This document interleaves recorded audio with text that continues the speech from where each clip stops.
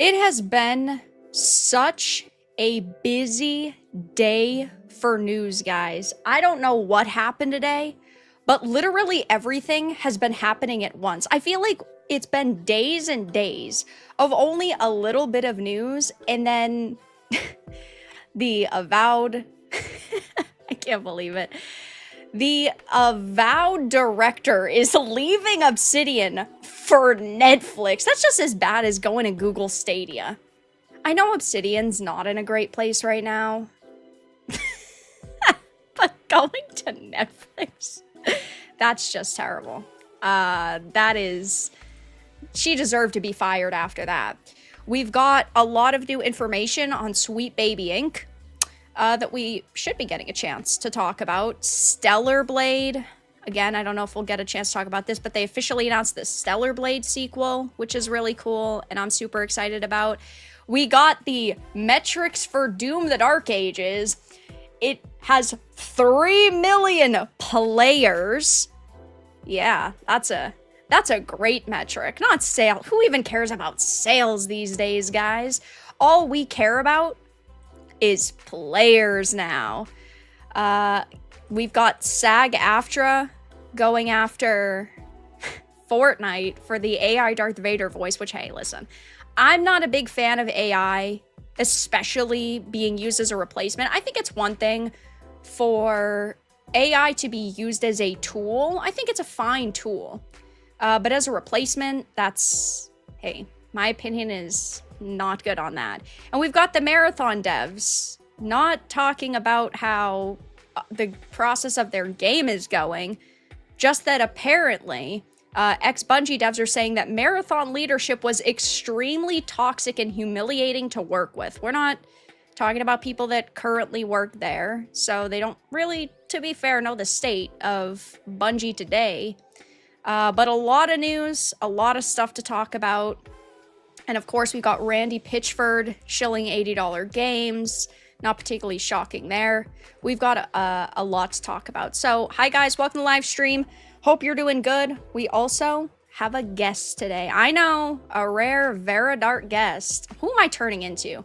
I'm doing more discussion streams. I'm having guests on it. I'm flourishing into a social butterfly over here. Weird. But yeah. Guys, tonight we have on the one and only SmashJT.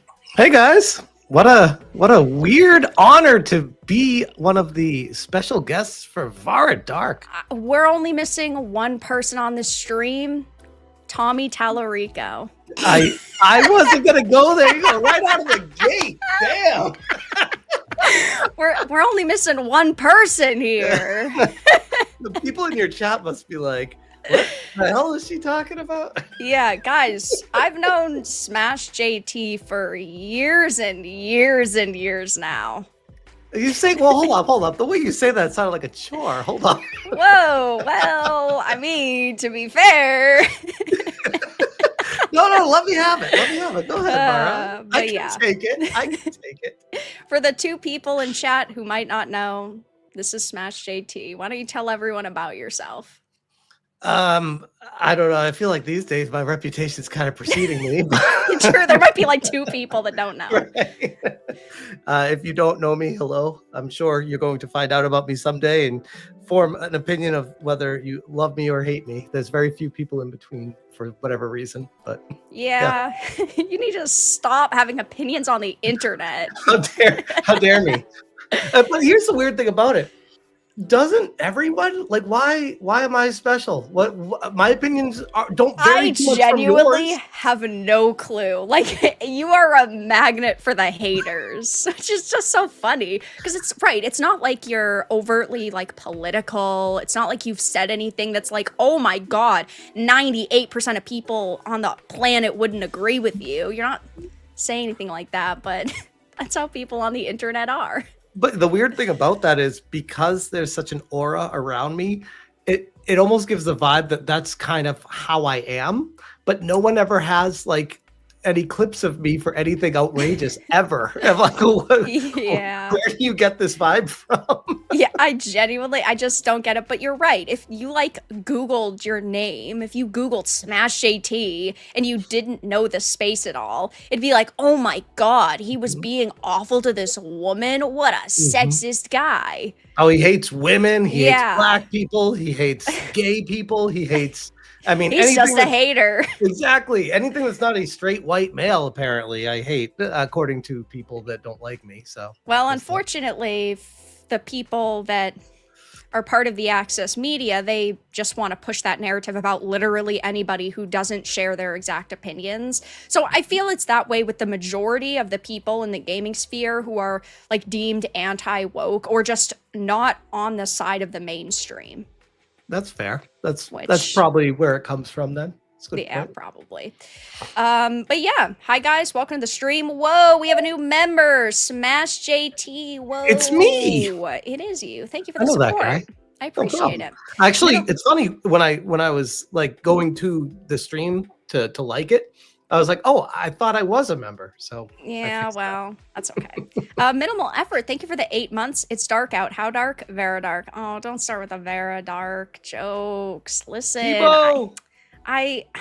the jokes are good. They're great even at times. That's good. Already starting out the stream with them. But thank you for the 8 months. Hope you're doing good. Adam, thank you for the 2. No, not SmashJT, not him. Ooh, evil. Off to a great start. Get off the channel. Demi, thank you for the 2. People hate magnet, other people seemingly random. Yeah, I mean, that's the problem with the internet is you hear one single thing about somebody and then it's just you have to form an opinion instantly or else someone's going to assume an opinion for you. You can't just actually be neutral on most things. I wonder if that has something to do with just the internet being it's very small when you get down to it, but it's a very big place. And there's no possible way to know everyone's full story. Oh, so yeah. everyone has to cliff notes everyone and just take words and it's just like, okay, I assume this is what this person's like based off of this elastic rubber band string to tax connected to these people. Yeah, well, it's like you have somebody who you listen to and then maybe they'll give a little bit of commentary and you assume because you agree with them on one topic, you're going to agree with them on every topic. And then when you actually clarify it's not this story, well then they feel like they have to take a side. And I guess the side is just fuck SmashJT. This guy sucks. That's just the default in the gaming sphere, apparently. I always think it's funny when I have my intro and I have like a hater sizzle reel of people just talking shit about me over and over and over again. And Yeah. people new to the stream in the comment section, like almost every night, they're like, wait, why do people not like you? Like they're confused. Yeah. It's like, go on the internet long enough. I'm sure you have plenty of haters too, Vara. Oh yeah, I mean Jason Schreier hates me. Ooh, He posts yes. about me, blocks me. Oh, he hates me. That's I why know someone say his who name. loves you though. I don't know anybody. Who's that? David Jaffe. Oh yeah, he's great. What a nice guy. I'm his This has a really odd way of showing it, but Yeah, if he has no haters, I'm dead. Listen, he came on my live stream once. By the way, the day I hit 100K, he came on the live stream. He was like, he was donating. Oh, I need to get on a stream with you. Invite me on a stream. And then he said, DM me. And I said, okay. And his DMs weren't open. He wasn't following me. was that before And then he or put up after? video after video attacking me. Like I wasn't Oh, that willing was to sit before. down and have the conversation with him. So that was before those attack videos came out. He wanted to chat with Well, you. yeah. So last year, when the attempt on Trump happened, I had made a video talking about like his take, Alyssa's take on them memeing on it, and then he had put up a video where he basically said I was a liar and I don't have any fully formed opinions and like I don't know anything about politics. And then after that he stopped, but he was clearly watching my content because he would make tweets. And then suddenly it was just like the 4 or 5 attacks when Avowed was coming out. Wow. Yeah, that came out of left field. I wasn't Yeah. privy to any of that, and I just saw those videos clips going kind of semi-viral for him. And I covered them. I feel like I was pretty fair with my coverage on it. Oh, yeah. And it turns out, like, apparently he watched them and just hated my take and just has like a hate boner for me now too. And whenever my name comes up, he's like, oh, I fucking hate that guy. I hate them. I'm like, what? I'm like, what? I've never even talked to you. Like, what the I think hell? it boils down to him. It's like a hate train. So he hates me, and then Asmongold covered me, and then he hates Asmongold, but Asmongold's also watched your content too. So I think it all just kind of centers around like Asmongold and the people who are covering that news in a way that he just doesn't agree with. Interesting. It's almost like Asmongold's turning into the streaming version of Elon Musk, where it's like Asmon derangement syndrome. So they just really is. I also don't get why, but it boils down to politics. Oh, we don't like every single political take he has, so we need to cancel him. Yep. You need to perfectly align with everything I say, otherwise you're dead to me. Oh yeah, absolutely. But that's how people are. Demi, thank you for the 2. By the way, Epic fixed that issue with metahumans in 5.6. Epic's got themselves in a I'd say a good position right now with the with Fortnite coming back to Apple, which is good for them. But thank you for the 2. 5 years? It's been 5 years, like almost 5 years, or right over the 5-year line, maybe something like that. You know what's funny is I saw that news come out and I was going to run and go tell my son, and I'm like, you know what? No, probably best just to not tell him about it. Yeah, I mean, he'll probably find out at some point in some way, but let's keep him away from Fortnite as long as possible. The iPhone as long as possible. Yeah. John, thank you for the 10. SmashJT, you just called out the best dev lolcow. Apparently not the best, seeing as he got fired from the lolcow show. I mean, doesn't that kind of raise you up in the ranks of being a lolcow? Being fired from it makes you even more of a lolcow? Kind of, but I think without that, he's kind of so irrelevant that it does negative damage to him. That's true. The only time people care about him is when he just starts randomly attacking people. It's like, oh, look, there's a car wreck. Let's go watch it. Yeah, and he's like, I hate you guys because you're all so negative, even though he puts up the videos that are negative so he can get clicks, which, hey, is like the name of the game, right? I ultimately don't care if someone's talking about me, but you're saying, oh, you guys are so awful because all you do is hate. But that's what you do with the drama content. It's only okay for them to do it, Vara. Rules for thee, but not for me. Or people with his opinion, like Alyssa. Right. Montesquieu, thank you for the 11. Did you guys ever figure out why ex-Kotaku girl has such a hate boner for you? She's kind of come out of nowhere. How much time do you have to listen to the reasons? Smash is wearing a teal shirt right now. Man, that's got to be some kind of symbol or something bad. It does say Gamers Revolt. Oh, revolt? Oh, of course he wants to revolt against the mainstream industry. What an awful guy. I'm basically a Nazi with this thing on, I guess. I know, right? I mean, what the hell, Smash? Mr. Hardcore Mode, thank you for the 5. Love SmashJT, but as soon as he mentions Alyssa, I'm like really right in front of myself.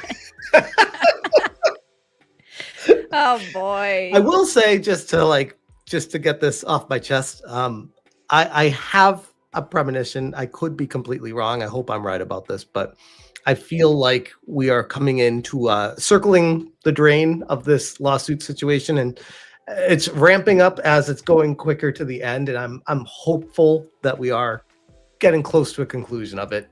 But yeah, I've seen a couple of people say they don't know where it stands or like what's going on with the lawsuit. So if you want to like really quickly give a TLDR for maybe the people who just aren't fully up to date with it. Yeah, absolutely. I actually posted yesterday, which was probably the most succinct way to do it. So let me go back and read that specifically. God, I post a lot. Holy crap. Is that on your X? Yeah. Let's see if I can find it. No, I got it. Well, I can share it in the private if you want to bring it up too. But, yeah, sure. Okay. But basically, Ron Coleman, my lawyer, reached out to me and gave me a heads up on the current situation. And he said, this is going to sound bad, but it's not. Like, he prepped me first. He goes, we got denied the pre-motion conference, but that's actually good news because now we can skip right to the part of filing a motion to dismiss. Whereas if we didn't, if if we got approved for the pre-motion conference, which is what I feel like Alyssa's side really wanted to keep going with this stuff, then that means we'd have to like have a conference with each other, talk about this again, have the judge hear both sides of it again. And it's like, at this point, the judge is just like, should have got off the pot. Like, what is the situation? Okay, I've heard your side.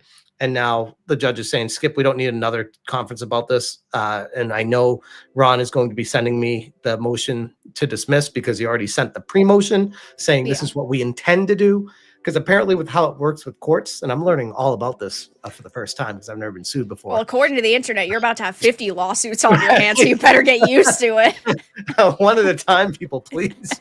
But apparently, like how the courts work is you need to file like a pre-motion before you actually have a motion saying, hey, judge, this is what we intend to do next. And both sides can hear that. And then the other side says, okay, here's what we intend to do next. And then the judge is like, okay, let's hear this side. Okay, now let me hear what you intended to do. Now I want you to send that to me. And as far as I understand, the judge could at any point be like, all right, I've heard enough. I'm making a ruling right now. Like, I don't think we need to actually get to an actual court to have a hearing or have them make a ruling. At this point, I feel like the judge any day could just say, okay, I'm throwing it out, or we're going to move forward. So it's kind of at that point right now. Well, I guess we'll see what happens. I like Master of the TDS's post right under it there. To scroll down just. Oh yeah. So right now, I want my lawyer. Everything you say could be used as evidence against you in a court of law. I have like a mental image. I have a mental image. She just has like a book the size of like the yellow pages with just like everything that she's ever seen on the internet, just ready to go to send to a judge. Like, all right. Yeah, listen, it's okay if you're on the internet and you don't like people, but to constantly threaten other people with lawsuits when you yourself are a public figure is always just so bizarre to me. But I guess that's because we're not mentally deranged. So. Well, I mean, that's one way to look at it. One thing I noticed last night was looking back at the DMs that she sent me originally, all the way back when she first interacted with me. Yeah, she was already threatening a lawsuit from the jump. So this is not like a new thing. I feel like this is almost like she's been looking for a target. She tried Kiwi Farms. They laughed her out of the room. She tried me and I took it seriously. And she's like, all right, let's dance with this guy. And I'm like, well, maybe I should just laughed her out of the room too and see if she proceeded with me anyways. Cause I got Ron to send the letter to her team to be like GTFO. Yeah. And it was a banger of a letter and they still move forward coming out as filing. And I'm like, oh, okay, apparently we're special, but Kiwi Farms isn't, I guess. Yeah, I feel like she didn't want to try to go after Kiwi Farms with how impossible it would end up being. So she was like, well, I guess this is the best case scenario is attempting, so. Right. I mean, it is what it is. I mean, when she really started looking for targets, she had also said to me, like, you better watch it or you might regret it. It's like, okay. I think she said that to everyone at that point. 8-Bit Eric. 8-Bit Eric got a couple of those. I believe Hypnotic got a couple of those. Yeah. She just goes around to sue happy with everyone. She's literally a meme. Like this is not real life. You don't go around saying I'm going to sue you and sue people because they said something. Like if they actually said something very threatening, of course, I could understand her being sensitive to it. Then if somebody was legitimately like threatening your life or something, but then you definitely have actionable stuff. But criticism is not harassment or abuse or illegal. Well, the latest that they're trying to say is what I referenced that she said about the whole like sexual act stuff. They're trying to claim, well, she said that after what I said. And I'm like, okay, but she said a whole bunch of stuff before then too. And if she said it after I said it, isn't that her confirming that what I said is right? Like, what is right? She said it at some point on the internet, so or after shouldn't matter. Right? She's like, well, I guess since I'm being accused of it, I might as well do it. Embrace it. Yeah, exactly. But then she doesn't want it to be brought up. It's just very bizarre on her part. But hey, I mean, she can try what she wants. Doesn't mean it's gonna be successful. Right. But there you go, chat. There's your Alyssa update. That was quick enough. Yeah. Everybody usual. be nice to her in chat, because I'm sure she's here. Yeah. People she hates the most on the internet. Do not go after her and tap. Don't go to her socials. Yep. Don't talk to her. You're only giving her the attention she wants. Yep. Because that's what it ends up being. Addis, thank you for the 10. We all know that she has a SmashJT waifu body pillow. I'll put it this way. Now that should be illegal. I'm just saying, if that were to turn out to be true, I wouldn't be that surprised. Yeah. It's for evidence, guys. She needs it for evidence. Yeah, it's for evidence purposes. Yeah. John, thank you for the 10. I had no idea it was that aggressive with this journalist. The truth shall set you free. Yeah, I mean, she's been going after a lot of people, and the lawsuit stuff started at the end of 2024 now? She really started hammering away with it, I think. Yep, it was around December when I got the first, or late November into December. Yep. I thought it was like the end of the year, but yep. I guess we'll see what happens. And I will say it does kind of relate to one of the stories we might touch on tonight with the Sweet Baby Ink thing. I find it very curious. So yeah, I mean, Chad already knows my history with Alyssa, her whole "come fight me physically, bitch," which she now claims like it wasn't directed towards anyone and it was a joke and it wasn't that serious, even though when I took her up on the offer, and she claims that, oh, nobody wanted to take her up on the offer. She then backed out. We had Keemstar's company ready to set up a professional level match, and then she's like, I'm gonna meet you in an alley. Whoa, how about you don't go that far? The craziest part about it is, for all the F-ups she's had along the road to get where she is, she still had every opportunity to turn it into a profitable, attention-getting event to actually like find some success in her life that she clearly is desperately trying to get, but she keeps taking the wrong road to get there every single time. It's like Keemstar was gonna Keemstar was willing to set up, and then but it all really started because initially I had just put up a very generic post saying like, okay, I'll fight you, and then Keemstar got involved, but she was like, oh, she doesn't want the money to go to charity. Like, I didn't specify in my initial post where the money would go. I just said like I'd put money up. I thought it was pretty clear that most like celebrity boxing matches are typically funds that go towards a charity. Like, I don't know why that would be the first thing like you'd have to specify, and that was the thing that she was like willing to die on. Really like hung up on, like, oh, she didn't want the money to, and then she turned it into, well, I don't want Keemstar making money off of this. Well, what do you want? Do you want a boxing match? I just want to fight you in a dark alley. Why is that so hard? Yeah. And then she was pissed that I said, oh, I would totally do like a professional level match with you, but I would want to do a live stream. Well, I don't want you making money. Oh my, it's always with the money. I don't care about the money, says the person literally always bringing up the money.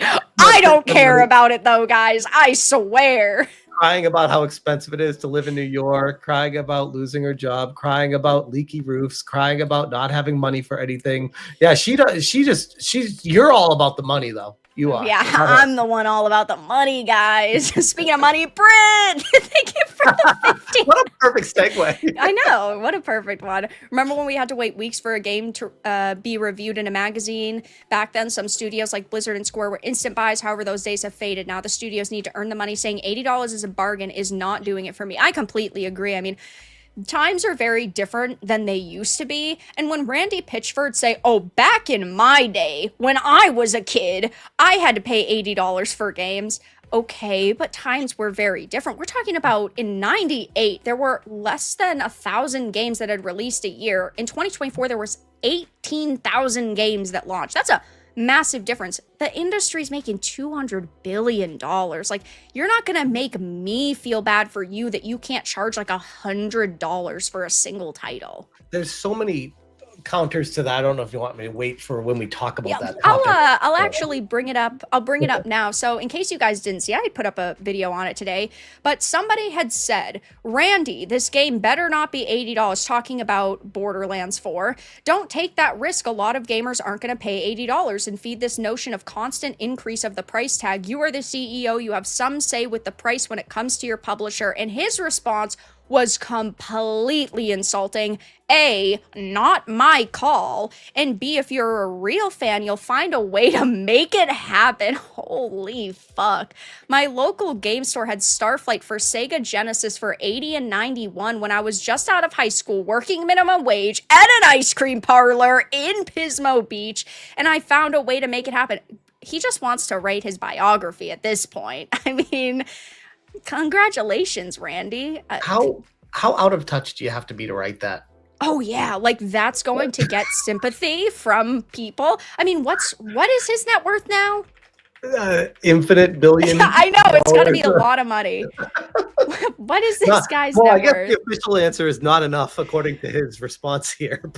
I mean, there's no official number. It's estimated though that he's got a net worth of over $300 million because Borderlands has sold 100 million copies at this point. I wouldn't be surprised if it's double that.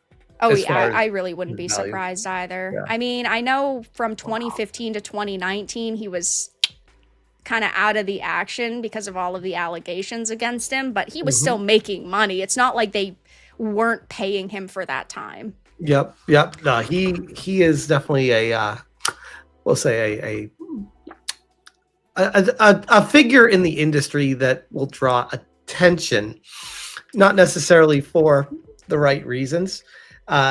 Starting this off saying "not my call" is such a slap in the face. It's not even funny. It's like, take some accountability. That's basically saying no accountability for me, even though I'm in charge of everything. I'm not accountable for it. Like, don't even say that. It would have actually been that. I know the other part of it is really annoying, but I feel like the first part of it is what really pisses me off because it's trying to offload accountability. It's like, no. It's not my doing. Yep. But the second part there, like, to your point, the amount of games that are coming out nowadays compared to back then, it's literally apples to the planet Jupiter. It's like literally not even the same. Oh no. I remember, like, here's my old man story. Like, I remember like spending $70 or $80 on Chrono Trigger. Yeah. And being like, wow, that was the best money I've ever spent. I would have spent $1,000 on it back then. Yeah. Because I put so much time, so much effort. There was very little other things to play in relation in that field. And it was an amazing experience. Nowadays, with the rise of indies, and oh, by the way, it's the same problem Ubisoft has with Assassin's Creed, is you're not just competing against the indies and the other games that are coming out, but you're also competing against your back catalog of other Borderlands games that people haven't even played yet. So why are they gonna feel it's the same problem I think Doom ran into with the $70 price tag on Doom, where it really is not doing that hot because people are like, yeah, I'll just buy the older Dooms that I haven't played yet, and they're on sale. I can get them for $20. Why would I spend $70 just to say I'm playing the new one? When people are arguing the older ones are better anyway. Yeah, most games that are in a franchise, you could just play the older ones and then wait for the newest one to go on sale because games go on sale very, very quickly now. I think, though, that we're going to see games going on sale a little bit less now that companies are trying to push the price tag up to 80. I think that they're going to basically try to force people into not spending as much money on back catalog games so that they'll save their money for newer games. Maybe that's a bit of a tinfoil like hat moment, but I know that the Red Dead Redemption game prices all just went up by $10. Yeah. So, I mean, Take-Two's doing it. So I think you could relate to this. I never foresaw a time pre-pandemic where technology would go up in price as it got older. Yeah, I mean, I never thought that that was going to happen. I mean, I understand some things do, like if it's retro tech, that's always been the case. But even that has like a peak and right. valley. Yeah, but the low. newer stuff, yeah, I mean, I get that things might go out of stock for a little while, maybe like a month or two, and then they're kind of more expensive. But besides that, yeah, I mean, it's always just kind of consistently been, it gets lower in price the older that it gets. Yep. Because that's the whole buying proposition is like, oh, you want to pay top dollar to be one of the first to play it. But then it's turned into, you don't want to be a beta tester for games that have bugs in them, so why not just wait? Yeah, which I think Randy Pitchford maybe doesn't understand the state of the industry in general, because we're talking about the most, I would say, controversial period of modern games in terms of this state that they release in technically, because they claim that all of these new games are like the top of the line. They put so much money into the budget, which is why they want to charge a premium price tag, and they're the highest level of quality. They've got super hyper realistic graphics, and it's gonna play like you're literally in the game. And then it comes out and you're glitching through a ground and you can't open your HUD and your fucking menu's broken, and then you have to restart 8 times, or you face a game-breaking bug where you literally can't even continue playing the game. Obviously, Ubisoft's been the worst when it comes to all those problems, but it's just like he doesn't understand everybody's opinion on this. Maybe that just obviously comes with being a CEO who makes hundreds of millions of dollars and doesn't actually play the games or care about the games. But it's so disappointing to see, especially when he says something like this, oh, if you're a real fan, you'll find a way to make it happen. You just actually brought up a really good point about we're complaining about this because it's such a bad response. I'd like to offer what I would have said instead to be way better, which is, I understand you have concerns about the price. I am confident. I've played it. This game is awesome, and it's going to really wow you guys, just like you were saying. Yeah. And let it come out and let people be the judge and let it be judged on its own merits. This kind of response is I'm freaking out. I don't think the game's going to be worth this, but please, just if you're a fan, just spend it anyways because it's new. Yeah, please buy our slop. Please. If you're a real fan, you'll prove it to me in my heart. You're right. I'll know it was you supporting us. I just feel like there's such a better way. Like, this needed to be gone through a filter for PR, because yikes, bro. Like, don't say this publicly when you're about to launch a game. Yeah, I think it's especially bad when it's a CEO or like a studio lead or somebody who's kind of at the top of the food chain. Because if I was a CEO, I would just want to be like, oh, our team is so excited for this, and you know, I completely understand that everybody is going to put their money where they feel like, and you might wait for a sale, and that's perfectly fine. But, you know, think about supporting the developers or something that at least sounds a little bit softer, instead of, if you're a real fan, you'll shut up and consume product. Like, I found a way to make it happen in the 90s, guys. I've been around the block. Well, my other take on this is, like, when I used to work at Sony Online Entertainment, I think of this from a perspective of working in the game industry, being at my desk and putting the effort in and day out, doing the 9 to 5 and OT, busting my balls to make sure it's like the best that I can do. Now, I was just a QA tester. I wasn't like a high-level dev or anything like that. The industry needs to hire you back because they don't have any. Look what happens when I left, by the way, right? Yeah, they need more of them. But the developers and stuff like that, like, busting their asses to make sure it's the best thing they can do. And then to see the CEO say this, and it's like so disheartening, because you know this is going to affect the entire mantra surrounding the launch of the game now. People are going to start thinking about this instead of the effort you put into the game. And that, it's almost like a narcissistic, selfish take for Randy Pitchford to say this. That's my thought. Yeah, I also think that the state of Borderlands isn't super positive, because the last game that came out, of course, was wildly criticized by gamers. There were some people who loved it, of course, and then there were some people who absolutely loathed it. And is a new Borderlands game really going to be worth $80, probably Oh not. wait, like, you skipped something in between, by the way. Don't What did forget I skip? the Borderlands movie too. Oh yeah, the Borderlands movie, guys. We love that. That was a solid 1 out of 10. But most games that come out now aren't worth 80. It's like this game, Expedition 33, probably game of the decade, to be honest. Like, it is fucking phenomenal. But this is worth $80. I'd even pay $100 for this game.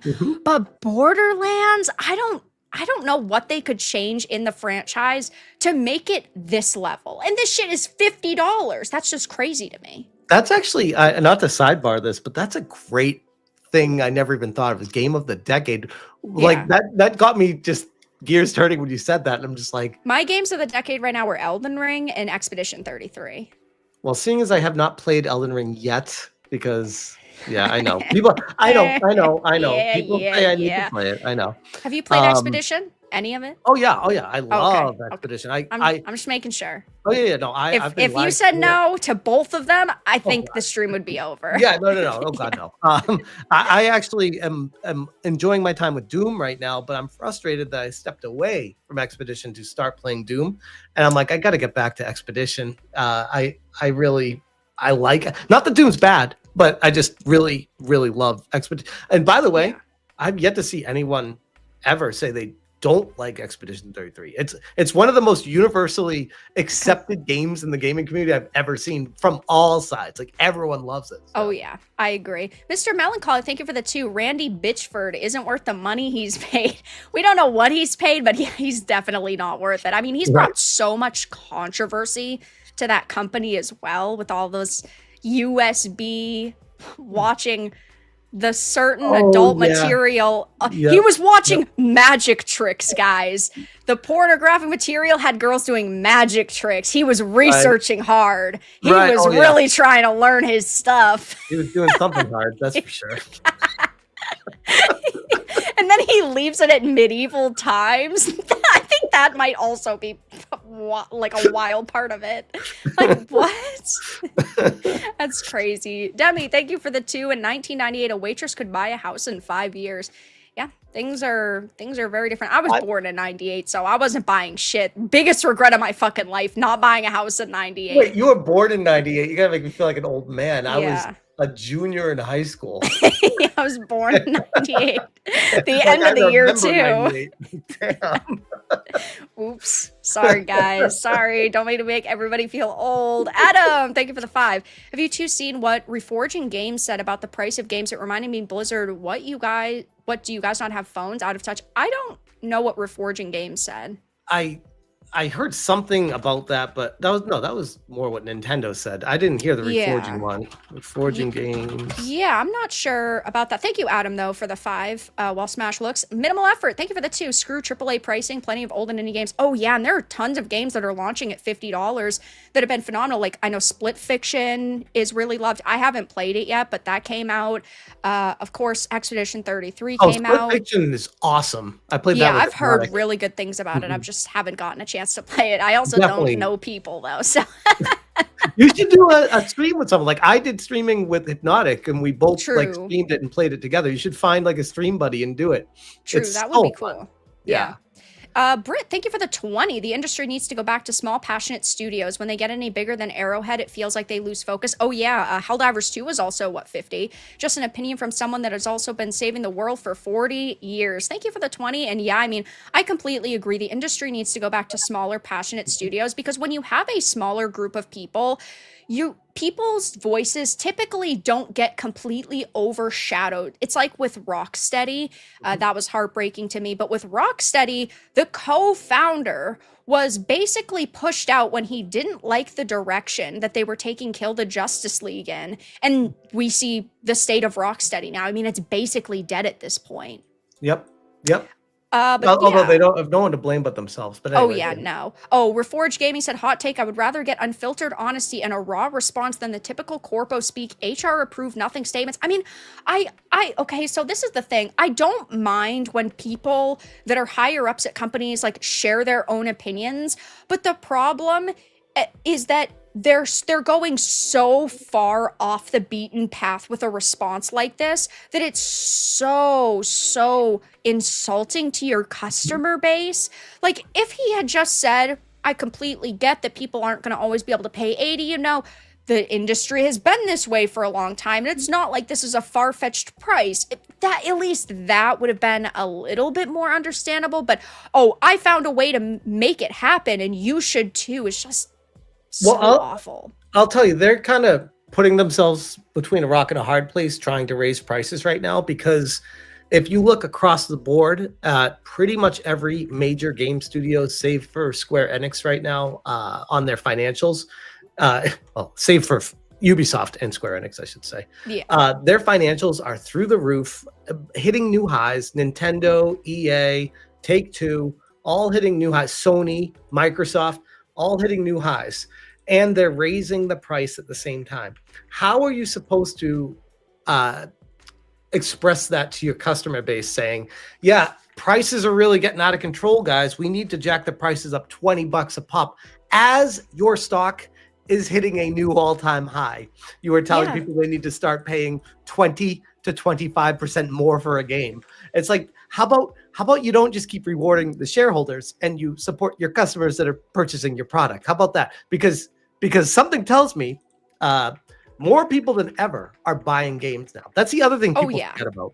Remember? Oh God, yeah, there's 3.2 billion gamers worldwide. That's a lot of fucking people.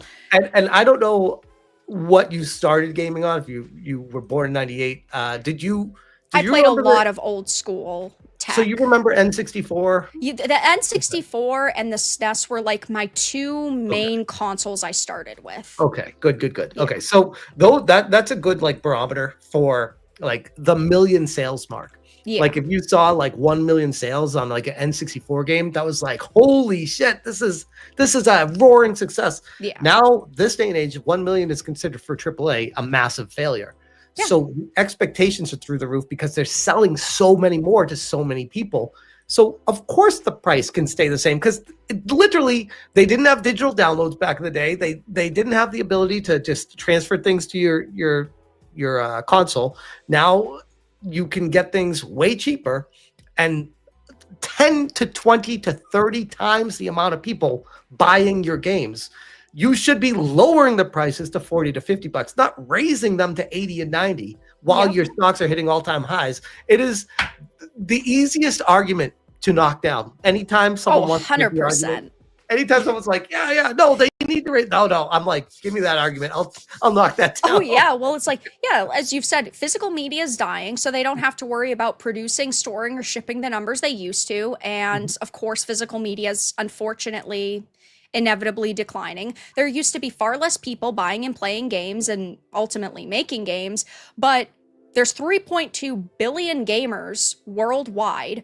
The numbers, I'd like to use 98 as an example. 98, there was like 800 games that launched. In 2024, there was 18,000 games that launched. Jeez. And then the industry made $200 billion in 2024. Half of that was mobile, and then 11.28 billion was physical games. So we're not even talking about like 80% was physical games. We're talking about a small chunk of that 100 million that was actually not mobile. So like, you're not going to make me feel bad for you that, oh, there's a little bit of pushback against going to $80 when people were already upset about 70, never mind 80. And then when the standard game goes to 80, that means that the digital deluxe editions are going from 100 to 110, and then the like ultimate tiers usually are like 130. Those are going to probably go to 150. So like, I'm sorry, but I'm not sorry. Right. Yeah, no, I have nothing to add to that. That's basically exactly perfectly summed up what the issue is right now. And right here on the screen is another big problem. Look at this score. This was the last like Borderlands game that came out, 3.7. Guys, this is not good. And then if you only want to go main lines, Borderlands 3 is a 5.6. Yikes. It's not like they were 9 out of 10s and we have like trust and faith in Gearbox. Like the past couple of games, and that's not even counting Tiny Tina's Wonderland. I mean, I don't know what that game is, but I mean, it's yeah, I don't know that one either. But 5.7. as far as my experience with the Borderlands series, I played the first one. I enjoyed it. You love the movie. Don't even fucking cap. We know you love the movie. Yes, I get it. To be fair, I do kind of want to watch the movie just to see how bad it actually is. But I have not seen it yet. Very bad. Oh, you've seen it? I saw it, unfortunately. I'm sorry. In the theaters? No, listen, I have to draw the line somewhere. I already have to watch the shit. I need to be able to pause it 20 times. Right. I played the first one. I enjoyed it for what it was. Then I played the second one and it just felt like more of the same. And I'm like, and I kind of fell off with it. Even though people swear by it, it just wasn't really my cup of tea. And then I saw the third one and I'm like, okay, it's more of the same. And the fourth one is just like, it's more of the same. It's like, okay, if you like Borderlands, you'll probably like this. But like for me, I'm not super thrilled about it because I'm like, well, why would I spend $70 to $80 on this one apparently when I haven't played 3 yet, or I barely even played 2? So why 3 was inevitably the worst. I mean, it was undeniably. 3 was. 3 was really bad. The first and the second were pretty good. I used to be a big fan of Borderlands, and then like they started doing all these spin-offs, and then they did like the Tales from the Borderlands, Tiny Tina, and it got really bad really quickly.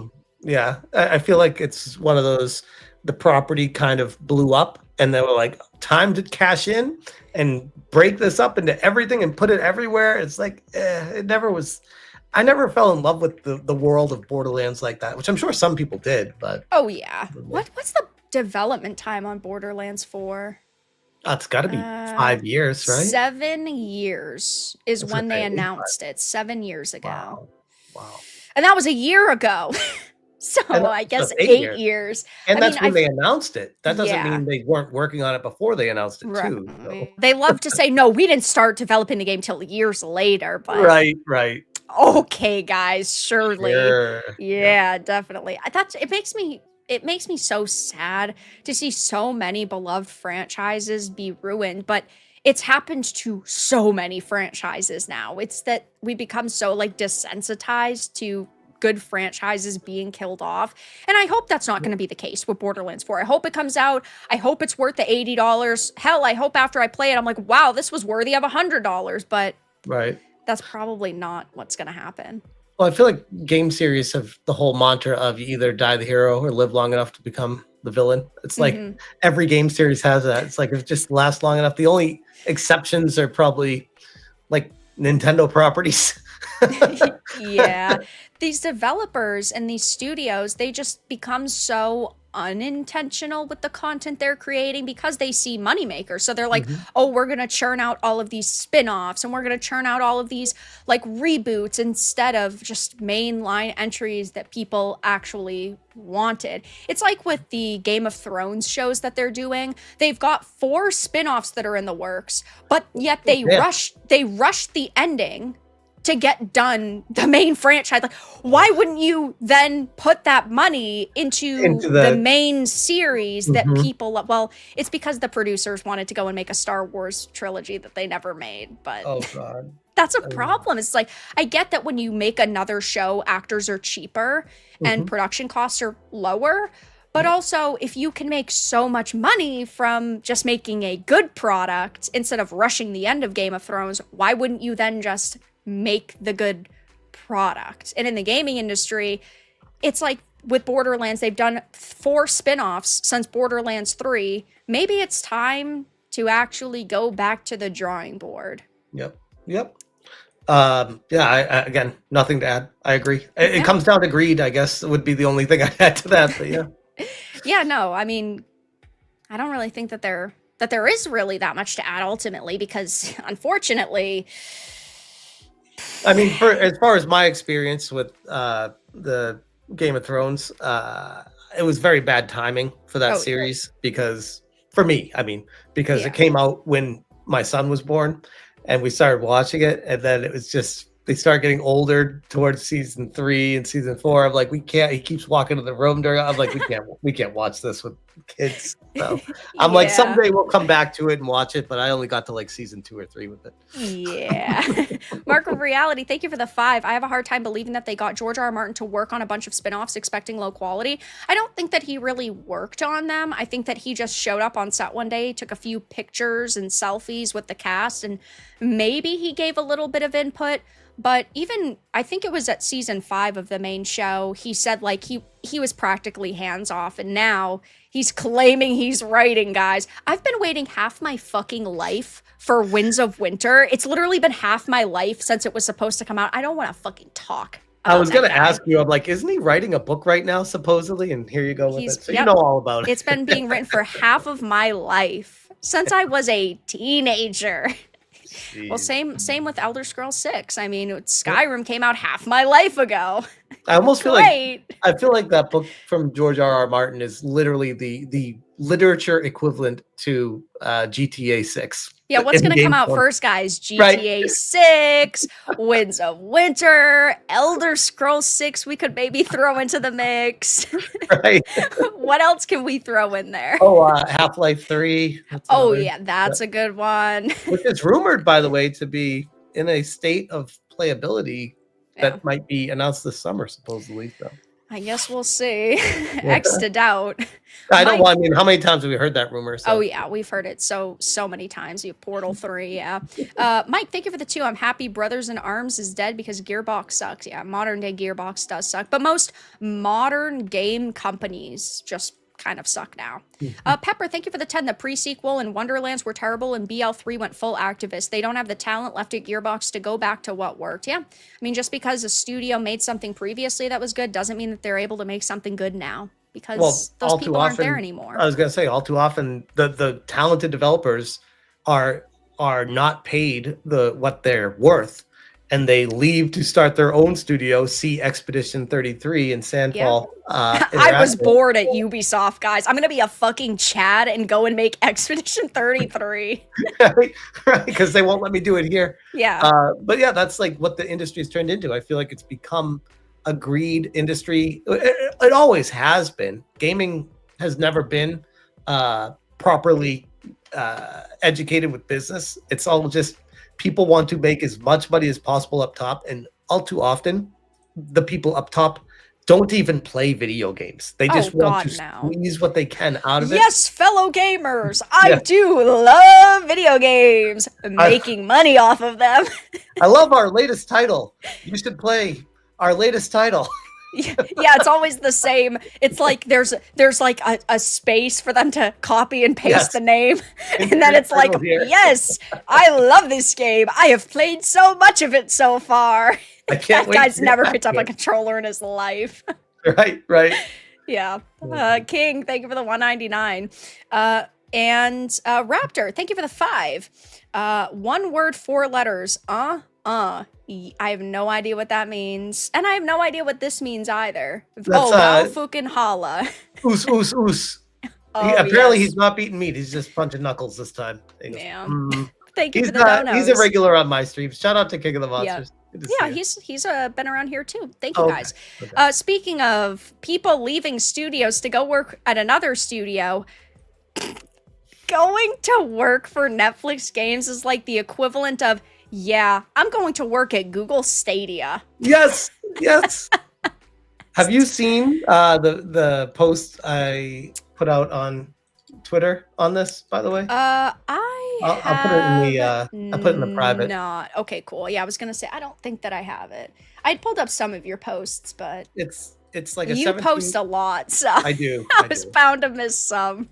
It's a 17-second clip from my video about this. And cool. Let me actually bring it up really quickly so that we can. Is there audio? Yeah. Oh yeah, yes. Yeah. There is. And you still have King of the Monsters on the screen, by the way. I don't know. Oh yes, yes I do. Oops, sorry guys.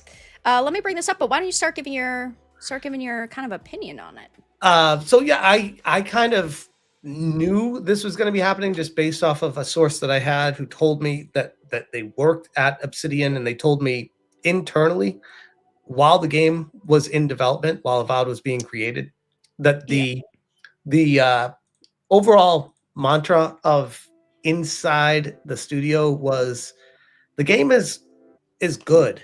It's like a 6, like a 6.5, maybe. Like it's a good game. That's their definition of good. And the outward facing marketing was, this game's amazing. You guys can't wait to play. It's going to be awesome. So I knew going into it that, and they're like, also this, this game director, Carrie Patel, this most likely she's done after this. They already know this. They're going to allow the game to come out, give a little bit of a runway, let her look for another position somewhere else, and otherwise they're going to eventually cut her because they want to make it look amicable. They want to make it look like everyone's winning. They don't want to ever be like, yeah, you're fired because you suck. They never want to do that with DEI in companies. They're just like, no. You take that time and find that company, and we're going to just say, yeah, you know, it was a win. And she was so successful that Netflix Games brought her on, guys. Well, I think another major problem is that there's so many feminists within the gaming industry that are either running these companies or higher ups or are even studio leads and developers. So they do not want the masses of those women to turn against them, especially when they're getting rid of someone like Carrie Patel. So the industry wants to treat her with as much like grace as possible so that they don't have those hordes of screeching feminists coming after them. Well, you said it even more eloquently than I could have. I was going to say the cancel culture warriors, the journal mafia. Oh, yeah. But I think it really centers around the feminists. Yep. Well, one and the same, I guess, at the end of the day. For yeah, most of them. I mean, ultimately, it's not like they're actually doing anything for females. It's just, oh, well, we want to make a few extra bucks, so we're going to say that we stand with women, even though we really just stand for lining our own pockets. Yep. But yeah, let's play this clip really quick. According to my insiders, it doesn't seem like there's a potential big future prospect in it for this one Carrie Patel.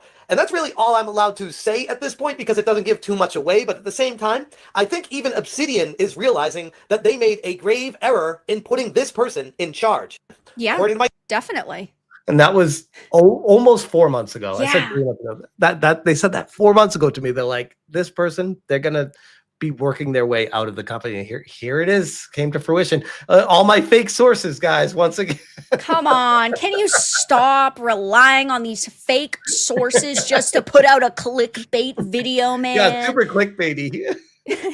Oh yeah, definitely. And I think a major problem with Carrie Patel is that she's been in the industry for a long time, but she's actually been very good about staying silent on a lot of topics. She's not a very vocal person within the gaming industry. So I think that works in her favor, which is why the industry wasn't really looking to like push her out or make a big deal out of her, kind of shifting companies. But I do think that now that she's at Netflix Games of all places, she's probably just going to, quietly work her way out of the industry. I thought Netflix Games was not even a thing anymore. I thought they kind of gave up on that, but apparently I know that they had started taking down some of the games that they actually offered, and they took down all of those like interactive shows that they did that you could like watch them in a certain order. And then they took all those down now. So it's like that they were stepping back from like the interactive portion of their business, and then they were like, nope, we're just going ahead with it by hiring her. And I just think it's very bizarre because she has to be a lot of money. It's not like they just brought her on for a couple of bucks. I mean, she's been in the industry for a long time, so they had to have shelled out quite a bit of cash. Well, we all know Netflix and what they do with their games and the allegations of being an extremely woke company. And at the same time, what do you mean they're woke? They're race swapping Queen Charlotte. That's not woke. Stop it. Fair. Race swapping Cleopatra. That's not woke, man. Fair. Good point. What are you talking about? What was I thinking? With that all being the case, I pay attention to the stock prices of stuff. Netflix stock is like hitting all-time highs right now again. So I think they have a lot of disposable income as well to just throw at people to continue to push an agenda. And it's going to keep working until there's a competitor that can take them down. And as far as I've seen, multi-billion-dollar companies, Amazon can't do anything to them. Apple can't do anything to them. No one can stop Netflix. Yeah, So. even with Sony having Crunchyroll and Funimation and like the one entity now, so they basically have a monopoly over Western manga. There's a little competition, right? Like High Dive, but they're not of the same size or caliber by any stretch of the means. Netflix is still doing better when it comes to their animateds. They're still getting more viewership. That's crazy to think about. Crazy. That is crazy. And I look at like my own life. It's like, how often do I watch Netflix? It's like, I will watch Netflix for like a show here and there. Like I'll watch like that series You. Have you watched You? I did watch You. Yeah. Like I like that. Me and my wife, we watch that show. We enjoy it. But like I don't like live my life to be like, oh, I can't wait to see what's new on Netflix. I don't like Netflix doesn't put out shit anymore. I think so they bad. know that. They know that though. They know people tune in for like a show. So it's like, yeah, that's what it turned into. So yeah, definitely. Mr. Melancholy, thank you for the 5. All due respect, Smash, stop calling the journos the mafia. That's an insult to even the mafia. At least they're intimidating. That. True. I mean, fair point. You're right. Yeah, You're true and fair. Demi, thank you for the 2. Got to get my Paw Day art done in 4 hours. Well, thank you for being here. Thank you for the dono. But just reading this article, a part of it really quickly. In a post on LinkedIn, Patel confirmed the news herself, stating that she was joining night school as a game director. Patel leaves Obsidian after nearly 12 years, where in addition to working as a game director, she was a narrative co-lead and senior narrative designer. And now she's going to be working at the studio that did Oxenfree and Oxenfree 2. It's just crazy to me that you're going from Obsidian. And I know the current state of like modern day Obsidian is really bad, but you're going from an Obsidian to Netflix. It's just so comical to me. And it's basically not just to Netflix, but to like a studio that is the equivalent of like an indie game studio. Yeah. So you're leaving massive Obsidian owned by Microsoft studio to go to Netflix owned like tiny indie studio.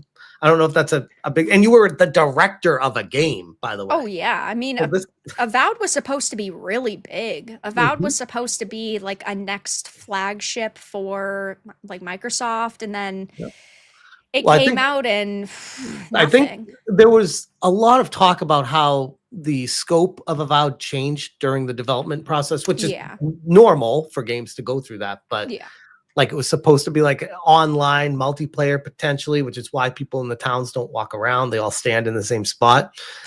But since they updated the game to not have that, they forgot to like make people walk around and move. I'm like, whoop, that seems pretty lazy. Whoops, guys. Yeah, whoops. We're bad. Still standing still. Like at least it's better than what was the game, guys? Unknown 9 Awakening, where they copy and pasted the same like 5 mobs in one area like 30 times. Yep. So I guess it could always be worse, Chad. It really could. And the super like stereotypical Indian like sounding words over and over, and coffee, like over and over. We aren't the problem, guys. Right. You're the problem for calling it out. Thank God for Sweet Baby Egg to inject that narrative design on that. Oh yeah, definitely. They did a great job. And I don't know what's going to happen with this DLC that they were apparently internally talking about. This was back in March, but they talked about how their team was committed to ongoing support and we're always looking for ways to improve, the senior community manager wrote. Your input is key to help us refine and expand Avowed, and we are excited to keep rolling out updates within the next few weeks. We're going to be releasing a roadmap, which, by the way, they only just released the roadmap 4 days ago.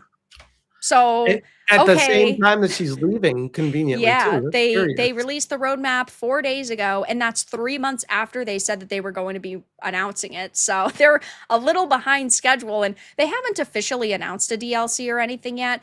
But if they actually had a plan, which the Access Media was saying that they did, I don't see a way that that's going to come out now. Like when you lose a game director or like a lead producer, when you start losing that leadership, the project is clearly falling through. Like you can't release a major expansion for something and not have a director be affiliated with it. Yes and no. Well, if it's 95% done, right. Could, but the way Obsidian is structured, Fergus Urquhart, the CEO, is a very hands-on CEO. That is true. I could see him just stepping into the role of just like, Yeah. I'll take over and direct this while I'm That's also true. doing That's so. pretty rare for companies, It though. is. It's Like super that, rare. yeah, that usually doesn't happen. But I guess this is kind of the exception of the Yep. exception And to the rule. to your point too, like depending on how far along it is and all that. Yeah, I mean, if it's only like 30% done, then they're cooked. There's no way No, that's releasing now. But I mean, if it's like Exactly. 90% done, then okay, sure. Yep. There's definitely that potential. Yep. Wild Dog, thank you for the 2. Netflix's DMC equals Demons Most Affected, Religion Bad. Yeah, it was not as good as something like Solo Leveling. That's for sure. I know that there are some people out there who like it. I personally was not the biggest fan of it. And Raptor, thank you for the 2. I'm all gas, no brakes. Yada da mean. I butchered that. I bet. I mean, I'm trying to read it out loud in my head, and I'm like, I got Wait, nothing. out loud in your head. You know what I mean. Close enough. Close enough. Next. Yeah, whatever. But thank you for the support. But yeah, I mean, ultimately, I don't see a way that they are going to be able to do anything, at least with Avowed 1. I haven't heard anything about them doing a continuation. Wouldn't be well, maybe their initial plan was to judge how well it did and then potentially make a sequel, but I think that this will just be a standalone. Yeah, and you I know you did this on stream. Did you beat Avowed or did you I stop did, playing? yes. And what I was beat your... most of the games that I start. I couldn't finish Dustborn. Oh, wow. One day I'll have to go back and finish it. No, don't subject yourself to that. But I did finish it. It was just very mid. It definitely wasn't as preachy as a game like Dragon Age the Veilguard, but it also just was not, it wasn't good. I heard that there was way too much chat. Like when you would talk to someone, they would just go on forever. It's just like, It was so much. And they never said anything of substance. Like if there was a gun to my head right now and someone said, recite a conversation about, it's toast. I'm over, guys. That's it. I couldn't even tell you. Oh, actually, I could tell you one conversation. That's when the gay dolphin man was talking about his boyfriend and about how his boyfriend abandoned him. Oh, wow. I'm alive. Dynamite. I'm resurrected. That's like with Assassin's Creed Shadows. It's like shiitake. It's like, oh, I can like one That of was us. so incredibly awful. I don't know what they were thinking with that. The whole lead up to shiitake, I can't remember what she says, but it's like wild mushrooms grow in forest. Shiitake? Like, what? What the hell? So random, but unfortunately, that happens with a lot of games. Now we can thank Sweet Baby Inc. for that. Yeah. This is a brand new story, guys. I'll probably cover it on the channel tomorrow, but I'll read a little bit of it, unless you want to, take the... No, have at it. A new expose from the YouTube channel Gothic Therapy, hosted by Master of the TDS and Writing Raven, has exploded across gaming circles, pulling back the curtain on the origin of one of the most controversial narrative consultancies in the industry, Sweet Baby Inc. I'd love to go a week without hearing about this company, maybe even a month. Oh my God. The world would truly be changing. To be fair, I mean, I agree, but to be fair, it has died down a lot. It has died down a lot, yeah. And they know that they're trying their best to just to be like, make as little noise as possible. Don't let anyone know what games we're working on. No one say anything. Like just be quiet and let's just let this grift keep going here, guys.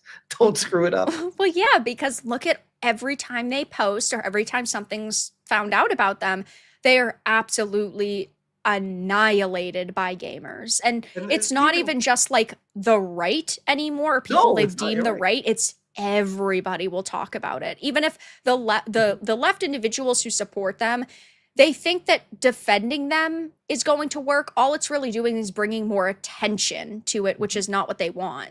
Yep. And I think it's ironic too that there are games that come out that people didn't know Sweet Baby Inc. worked on until after the game comes out.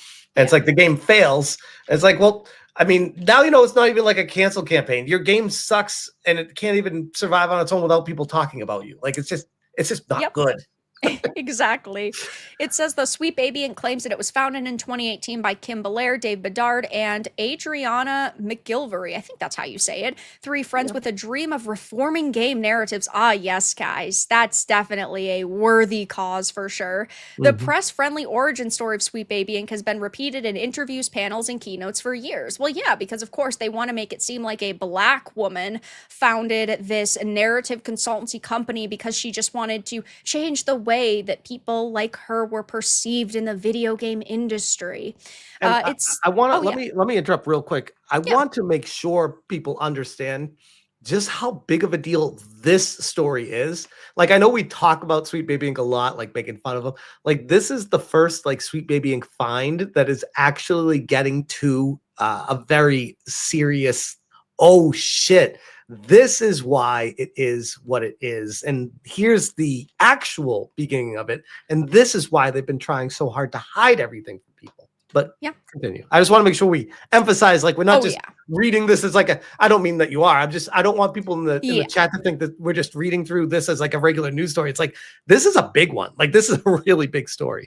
Oh, yeah, definitely. But Gothic Therapy dug into Canadian government filings and discovered that the real story begins with someone else entirely, a man named Terrence Jason Huberts. According to incorporation records, he was listed on day one as a vice president, director, and shareholder. So those aren't like, oh, he's just joining in as like a minor role as like an overseer of like a certain division of a company. I mean, we're talking about some major titles here. Oh, this is literally the guy that created it. Oh yeah. Yep. Yikes. Like, it wouldn't exist without him. And Oh yeah, no. and like you were saying, the story that Kim Belair will always say, oh, you know, I left Ubisoft and David Bedard and me got together and we were like, oh, let's make this Sweet Baby Inc. company to be a good narrative. It's like, no, that's actually not what happened. And they went out of their way to hide that from people, to make people think that's what it started from, instead of, well, you'll get to it here. I don't want to. Oh yeah, absolutely. But it says his name appears as one of the actual founding members of the company in 2018 alongside Kim and Adrian. But there's a twist. Hubert's name was quietly scrubbed from the record a year later in a corporate correction. His shares were retroactively assigned to Belair, effectively rewriting the past and removing him from history. Damn, that's not just, oh, hey, we happen to have somebody else who was affiliated years ago and they just decided to leave. I mean, that's... And it's not like they can even come back with, oh, here's why it was an accident, because this is someone who, that there's nothing they can say to excuse themselves when you find out who this guy actually is.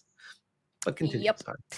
It says, though, Bedard was only brought into the company in 2020 as a COO, years after the company's incorporation, yet he has frequently been referred to as a co-founder. This timeline simply doesn't add up. Did they get confused, like, with who was who? And then they were just like, well, I guess we have to run along with it. Well, it's funny because when I was doing research for my video on this, I had to go back to that Alyssa Mercante Kotaku Sweet Baby Inc. doesn't do what you think they do article. And I was reading through it just to make sure everything lined up with what I was thinking. And yep, Alyssa even calls David Bedard the co-founder in her Sweet Baby Inc. article. It's like, no, he's not. He's not a co-founder. But don't forget, guys, Sweet Baby Inc. doesn't do what you think they do. It's so funny that she said something like that, because she obviously supports what they're doing. The cause they're fighting for is to push cultural Marxism through DEI and things like feminism. Cultural Marxism is what the message is. They want to inject it in entertainment, and Alyssa clearly agrees with that. People like Paul Tassi clearly agree with that. Then you have the others who write for like Polygons and Kotakus, and pretty much every outlet. Yeah, basically. I mean, I think there's like 2 or 3 journos out there that are part of Access Media that are actually half decent people. But isn't that interesting though? Because you make a really good point. Part of Access Media, and it's a cabal where they all stick together, and they all are the quote unquote old school, you know, tentpole media of. They would rather stick together than admit that they are not all in agreement all the time, or that they've taken a situation and pushed a false narrative with it, or that they just simply have a bad take. They double, triple, and quadruple down, because it's like they believe that it would hurt them to apologize or say like, yeah, you know, we we were completely off base with this review or with this Yep. piece. And then they're like, they think that that will make them look worse if they apologize, when really it would actually make them seem human. Yep. But People would actually be a lot more empathetic to them, but the way they act, it's actually ironically opened the doorway up for so many creators, so many platforms, so many websites. Like that Park Place is like a prominent website that I go to a lot for information. oh yeah. And like I wouldn't be able to start up my own website. Nobody would go to my website if that established media was actually like individualized and honest with people. Like nobody would give a shit about my website, but people are looking for alternatives to what mainstream is telling them, because people are sick of being fed the shit over and over and over again by them. But continue. Yeah. I mean, it's like with Forbes specifically, you have Paul Tassi, who is definitely like a definition access media guy. But Yep. then on the other side, you have Eric Kane covering Oh, similar that guy's topics, and base- he's great. He's That guy's great. base as fuck. I love And that it guy. doesn't even come down to like me agreeing with his political opinions. He just calls it as he sees it. If a show is bad, even if it pushes a political viewpoint he'd agree with, if it's trash, he's going to say it's fucking trash. But Yep. where someone like Paul Tassi, he feels that he has no option but to support the content that pushes the message along. Which is weird, because I feel like he wasn't always that way. And same with another one of your haters, with Jason Schreier.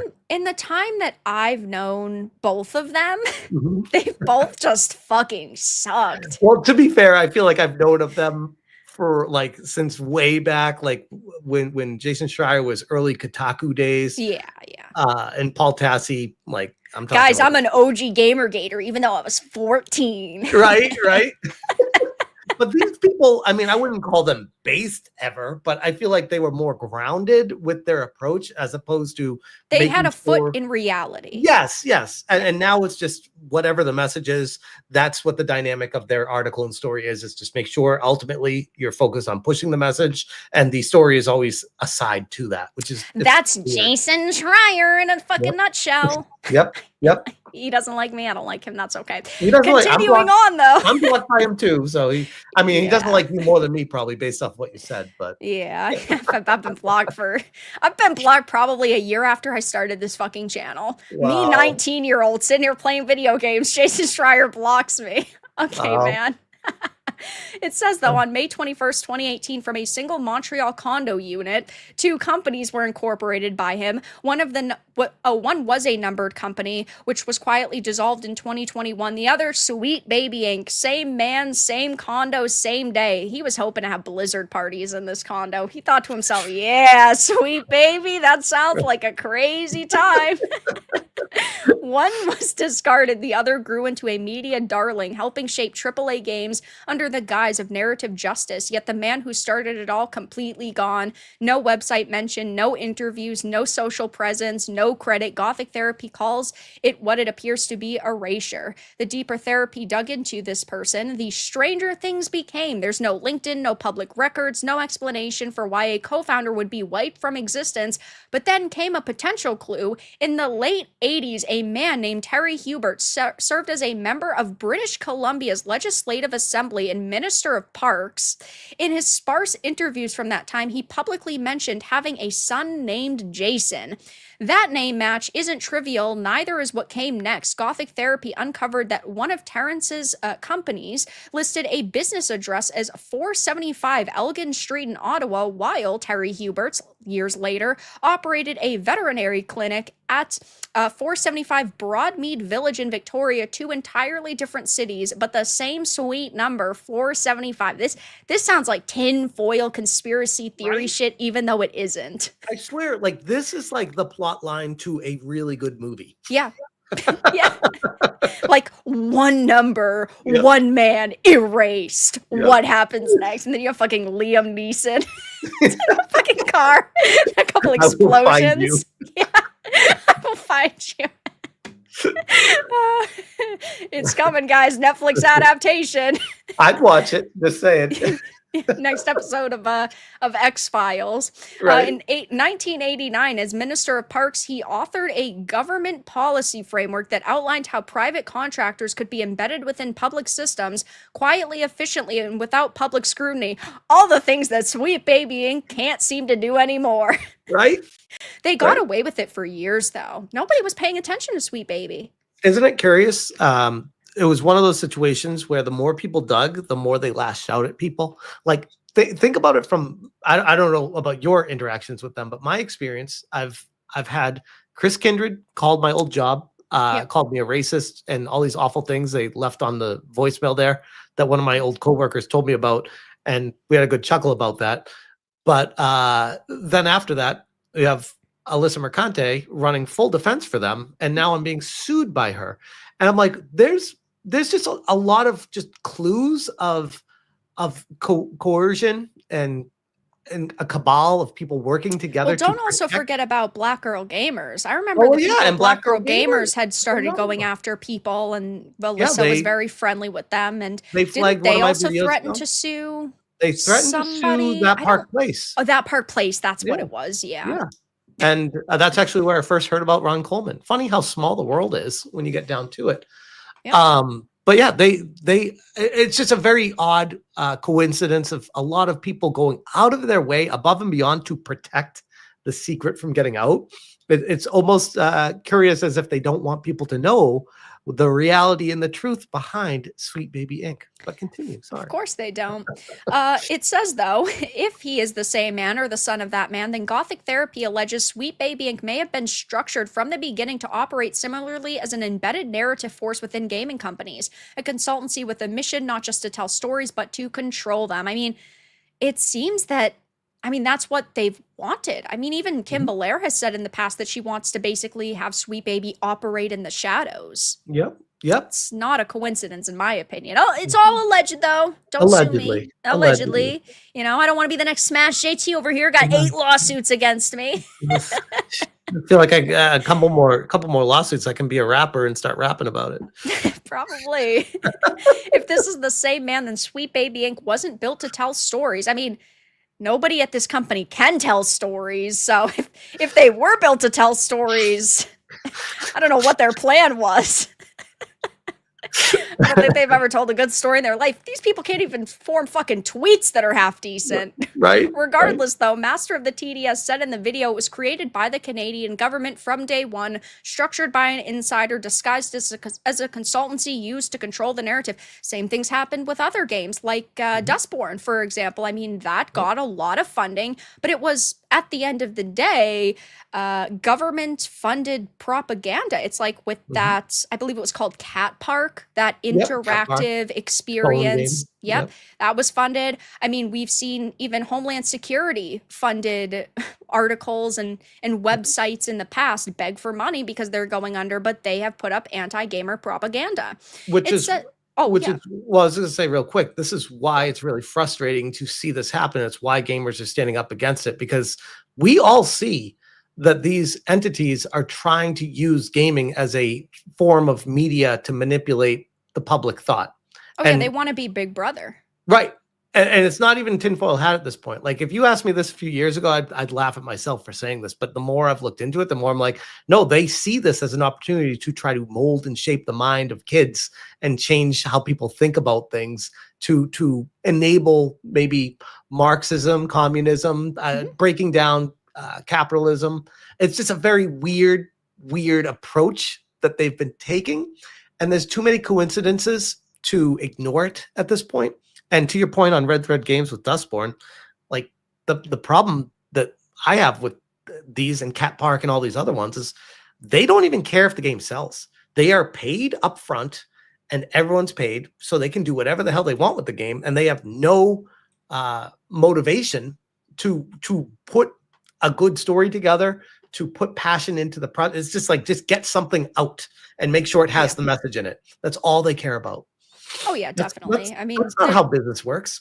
oh no, it shouldn't be. That's for Right. sure.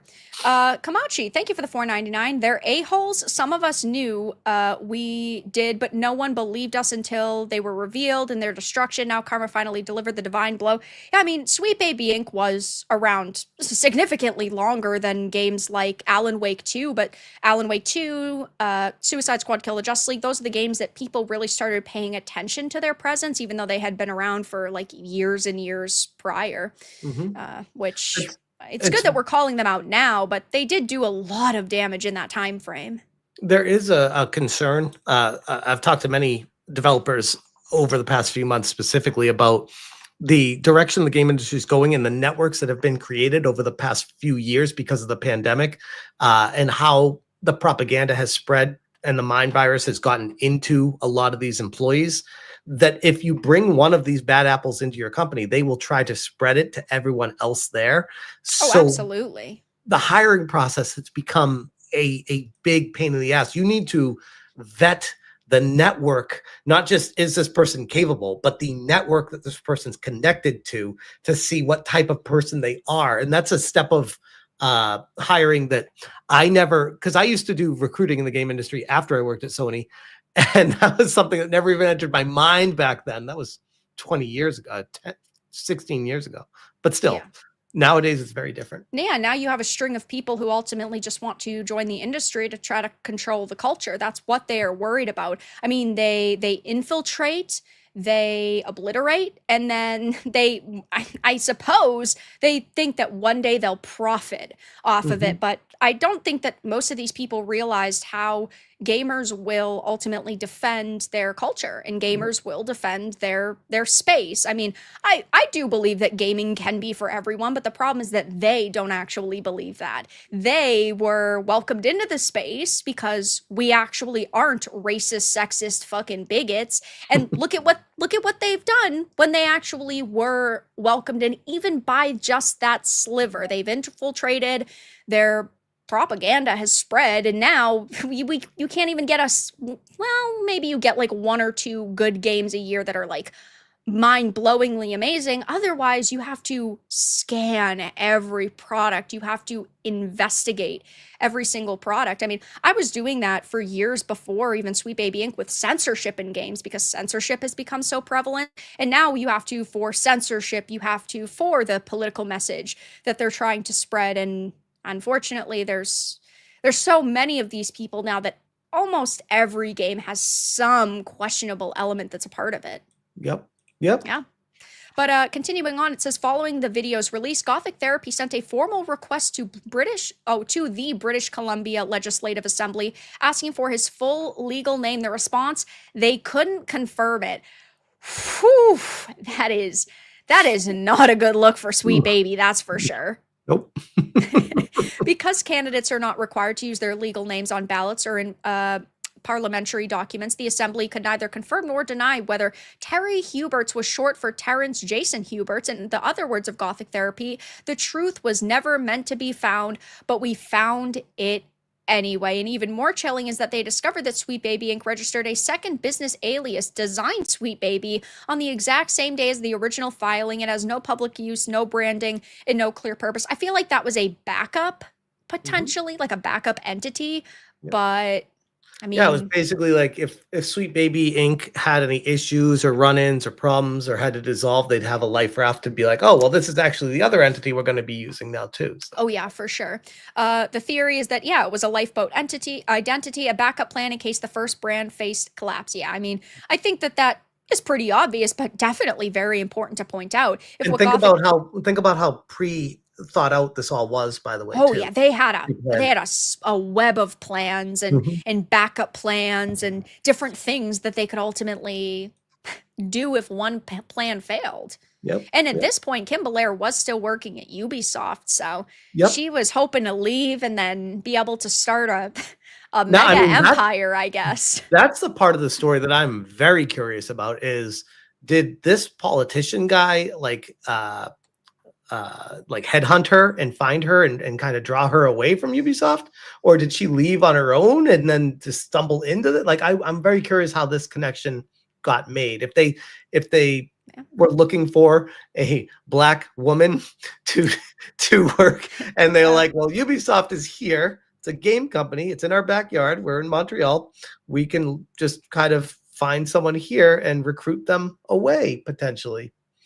Yeah, I mean, it's definitely possible, but even at that point, Ubisoft was also pretty was I'll just use the word corrupt. There were a lot of developers who, of course, are very selfish in this industry. There are a lot of developers who do want to push a certain message with their product. There's a lot of developers who only join the industry because they thought it could make them a quick buck. They don't really care. But she left, and then she had this web of plans, and that's, you know, what Marxists do. They just regroup and rename themselves, and their plans like DEI. We've seen so many companies dropping DEI. They're not actually getting rid of those departments. They're just rebranding them and renaming them. And maybe they're cutting the staff in half, but they're never going to get rid of those parts of their company in case in 4 years the administration changes and then they can just revive them again. Why would you get rid of that part of infrastructure? You wouldn't. It's almost like laying dormant and waiting right now. Oh, yeah. I mean, surely they've got people that are actually working in those departments still, but they're just changing language. It's not DEI anymore, but it's still the same thing at the heart of it. You just actually brought up a really good point too, because like with that line of thought, that should be very concerning for everyone when the pendulum does start swinging back, because these people already have like the training for how it failed the first time. So they're going to be like balls to the wall, gung-ho with DEI being pushed the next time that they have the opportunity. There's going to be new marketing strategies. They're probably not going to constantly shove the women and the people of color in your face. Maybe it will just be straight, white, normal men who are pushing the same points, but they're men who agree with those points. So they're trying to capture the audience that they lost the first time around, being like, actually, it's not as intense this time. It's not that serious. You know, we're just kind of thinking of the future. They're going to change their wording because that's what these people do. But at the heart of it, they still want control. I think you're onto something there. I mean, they already kind of picked out the dudes that sit in the couch and watch already. So yeah. Yeah. It's true. What Gothic Therapy revealed is accurate. Sweet Baby is not the grassroots, justice-driven narrative firm it claims to be. It's a company with a falsified origin, a buried founder, and possible ties to Canadian government operations, the erasure of Terrence Jason Huberts, the rewriting of company filings, the statistical overlap with a government official, the second secret alias. All of it paints a potential picture not of idealism, but of orchestration. It's always seemed to me very clear that Kim Belair was a very cold and calculated person. She had a lot of plans. She wanted to make a sweep in the industry. Unfortunately for her, though, it just wasn't what she expected. She thought that she was going to turn out to be somebody who was able to work in the shadows, work with all these major companies, and nobody would ever question where their money's going, how many people work for them, or what they're changing in the content that they're working on. But now, I mean, I think most people who look at social media in the gaming sphere know what it is. She's always struck me as someone that is a puppet, and I feel like there's a puppet master above her, especially when I think that she's always wanted to be the one behind the curtain, but if she actually is, I don't know if I necessarily believe it, especially when she goes into the interviews at like GDC. She's not calculated in the way that she seems on social media when she's able to take her time and type things out and hide certain things on websites. Like they're two very different pictures. True. Very true. Who knows, though?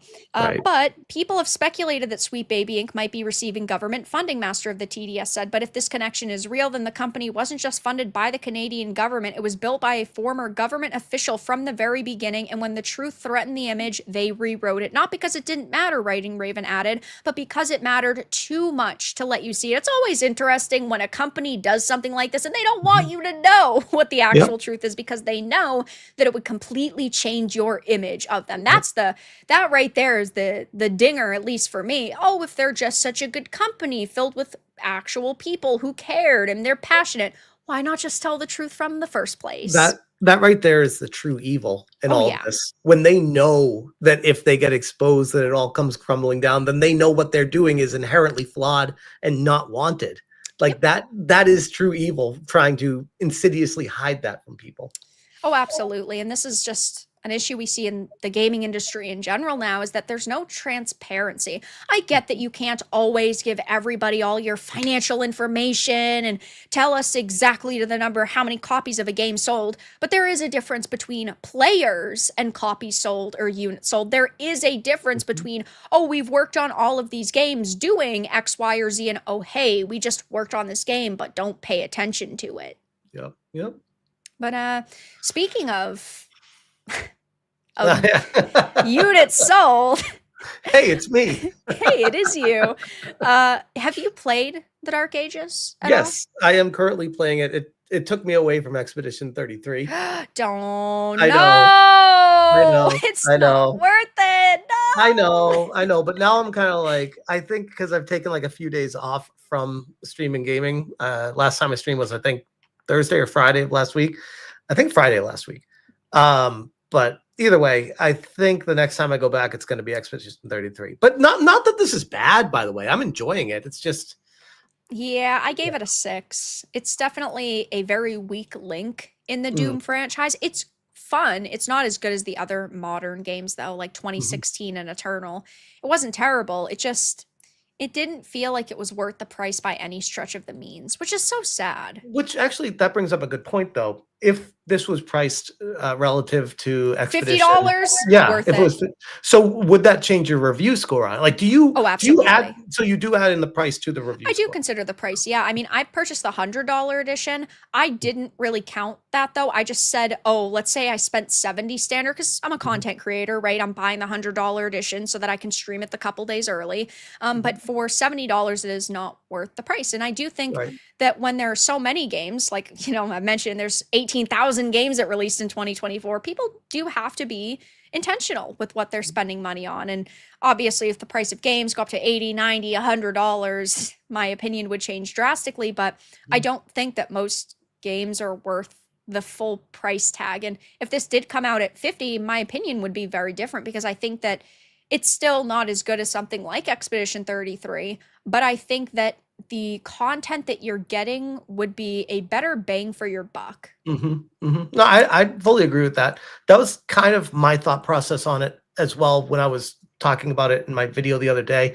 Ultimately, it does come down to the price. And I think the biggest issue with this, and this kind of speaks to a much bigger problem in the game industry and what's spreading right now like a cancer, is Game Pass and Xbox or Microsoft buying up every single studio and then directing them to bare bones games like what they did with Doom in the Dark Ages, where they're just like, yeah, we don't need the multiplayer aspect, we don't need the dungeon creation, we don't need it, just put Doom out and it'll be a Game Pass game, and almost price it to the point of people are forced to participate with Game Pass because who's going to spend $70 on that game? I think that's almost what they want to do. They're trying, this is like their not so subtle way of enticing people and shoveling them or shepherding them into a certain area to tell all their shareholders, look at the big increase in Game Pass players we have. This is because that's what their bonuses are all riding on right now.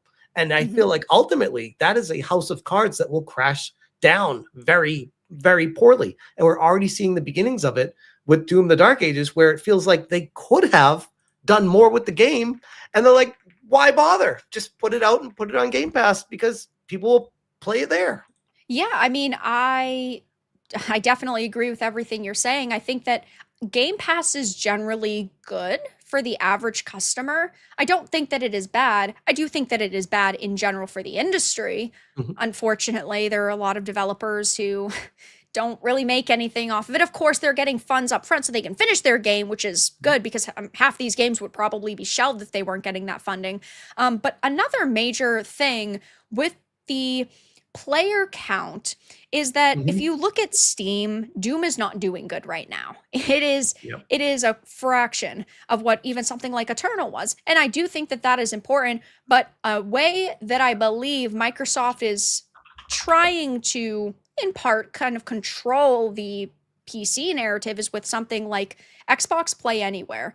So I usually buy games on Steam. I didn't buy Doom the Dark Ages on Steam. I bought it on the Microsoft Store because you can play it anywhere. So I could play it on my Xbox now. And I think that now for these Microsoft games that do that, like Indiana Jones, as it says, South of Midnight, Doom the Dark Ages, there's going to be games where we can't rely on SteamDB anymore. And I think that that is in part a calculated attempt by Microsoft to actually ultimately control how people view their player count so that maybe we don't trust them anymore, so people aren't questioning the sales of games anymore. Because, well, even me, I usually buy on Steam. I didn't buy it on Steam this time. I bought it through the Microsoft Store, so my PC purchase isn't part of that.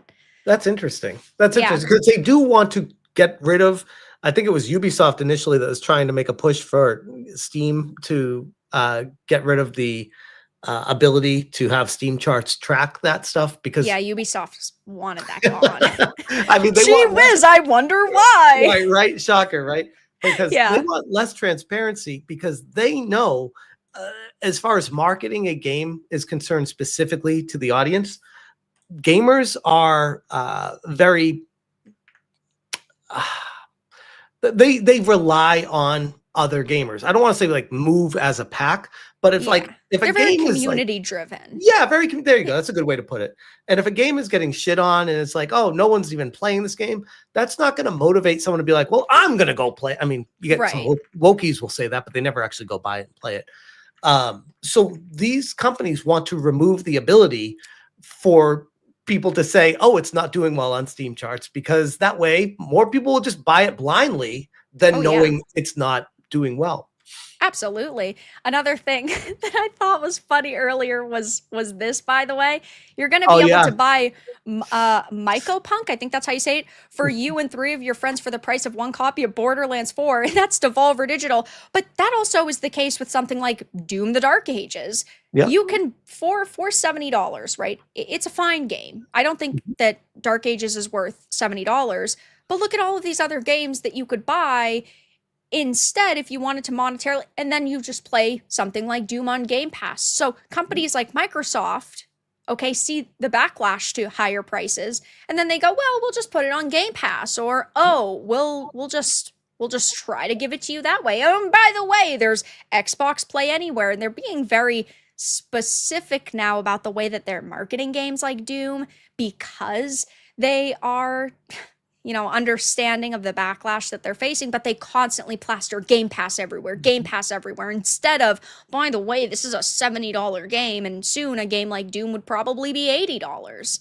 And it's going to sell even less, which is fine with them, because they want more people on Game Pass. That's their whole thing is. It's so that they can push things like this. So they can say, oh, it had the biggest launch in its history, 7 times faster to 3 million players, the Doom Eternals, so that they can say players instead of sales. They don't care as long as they can push a big number, whether that is sales or whether that is players. I wonder, that number is so low. I was expecting between 4 and 5 million players. Yeah. So this number is so low that I'm like, did they not even sell 1 million copies of the game? I wonder. That's really bad. Well, I mean, they constantly boast about how many Game Pass players they have, and even with Game Pass, 3 million isn't crazy. No, like you would think that for Doom, it would be like 5 or 6 million. Let me check how many Game Pass players. Microsoft would announce that on earnings, wouldn't they? Yeah. As of February 2024, Xbox Game Pass had 34 million subscribers. Yeah. So that's really bad. Just assuming it's still that, which it should be more than that. We'll just play it safe and say it's still. And the other number we have is the overall reach of the Xbox network is 120 million monthly active users. Yikes. So you're telling me like less than that's almost like half a percent. As of March 2025, Xbox Game Pass is predicted to reach 50 million subscribers in 2025. Okay, so we'll go with that. But that's a prediction. Okay, we'll say 40 million or 50 million for argument's sake. And either way, 3 million combined That's with not a sales. lot for Doom. That breaks my heart. And that's combined with sales. That's not just Game Pass. That's terrible. Imagine if they had to announce, Game Pass numbers and then units Yeah, sold. yeah, Oh my yeah. fucking God. The Oh. comparison would be crazy. The content would be flowing for weeks. Woo! That'd be amazing. We'd be eating good. Kamachi, thank you for the 199. Nope, we're going to lock in and shut them down. I don't think Sweet Baby Inc.'s being shut down anytime soon. That's Nope. for sure. Not with And the thank you Canadian government backing them. They're Oh not going no. anywhere. Thank you for the 199 again. Honestly, wish they were doxxed, but when stooped that low, I don't. I don't think that anybody should be doxxed on the internet. No, I definitely That's don't just agree with my that. opinion. I don't Yeah. agree with doxing, and but for anybody, even my worst enemy, I wouldn't wish that. I agree. Yeah, Justin, thank you for the 2. Chair Vera, Chair JT wants to ask you out. Damn, some romance. I don't have anything special on mine. I got Link back there. Look at it, he's taking his eyes for you. Damn, sheesh. I'm feeling a little uncomfortable right now. It's like the meme. Is this sexual harassment? Alyssa's gonna add me to the lawsuit. We're getting you. Lyman, thank you for the 20. They see success or failure as a win-win. If the game succeeds, they've spread their cultural views. If it fails, then they've prevented the spread of opposing views by making it so resources could not be spent spreading them. Yeah, I mean, I partially agree. I do think, though, that they're getting to the point where failure is not a win anymore. I think for the last decade, sure, anything was a win to them. But as time goes on, we're seeing these people getting fired. I mean, look at how BioWare was gutted, for example. Rocksteady's been gutted. Who knows what the next studio will be? I mean, Reflector Entertainment. Bandai Namco went out of their way to buy them thinking that they were going to have a franchise on their hands. Same thing happened with Concord. All these studios are gutted now, and I think that failure as a win will continue for a little while, but not as long as they would need it to. When it comes to companies, I agree. When it comes to individuals, it's still kind of an angle. Like I'm thinking of the lawsuit situation. Like if Alyssa wins, that's a win. If she loses, she's going to cry victim and try to get all the pity points in the world and try to grow her brand from, the society is misogynistic and hates holding down a woman. How could they? I already know that's coming no matter what, but yeah. I guess with Alyssa, the thing that's always irked me truly the most about her is that for months she went on about how YouTube commentary and live streamers are low effort. And then what does she do? Yes. She turns around and live streams and commentates. Well. How the turntables. It's like, I don't, of course she should be allowed to have her own platform on YouTube or Twitch or whatever. Go to fucking Twitch, have fun. You can stay in that hell zone. But she says, it's low effort content, and then she does it herself. If I'm bad, you're just as bad. Right. I'll Well, always think that's funny. More hypocrisy. That's all. Oh yeah, definitely. And I guess the last main story that I think that we could talk about tonight is a biggie. Is Bungie. Now, of course, over the past couple of days, things have been rough for Bungie. Things have not been going well for them. Plagiarism, it's not even accusations, it's admitting to plagiarism now. And you have the mainstream media turning on them. I mean, I know Paul Tassi changed his tune after months of saying, guys, it's not that serious. You need to give it a chance. The vibes are good for this game. He now is declaring that it's completely over for Marathon. Wait. Is this the same Paul Tassi that did the same exact thing with Concord? Don't bring that up. His opinion his opinion was always correct on that, okay? Right. He was a little misguided, but Concord, man, that was supposed to take the industry by storm. Right, of course. Don't put a man down when he's just trying to cover the news, Smash. But yes, Paul Tassi. Sorry for interrupting. Paul Tassi doing exactly what Paul Tassi always does, turning tail and saying now it's just over for Marathon, even though weeks ago, he was like, it's got a good vibe, it's got a good atmosphere, it's got a lot going for it. Now it's over. And there's two big pieces of news. First of all is that Bungie's Marathon apparently needs to break into the top 5 NPD sales for the year to be considered a success.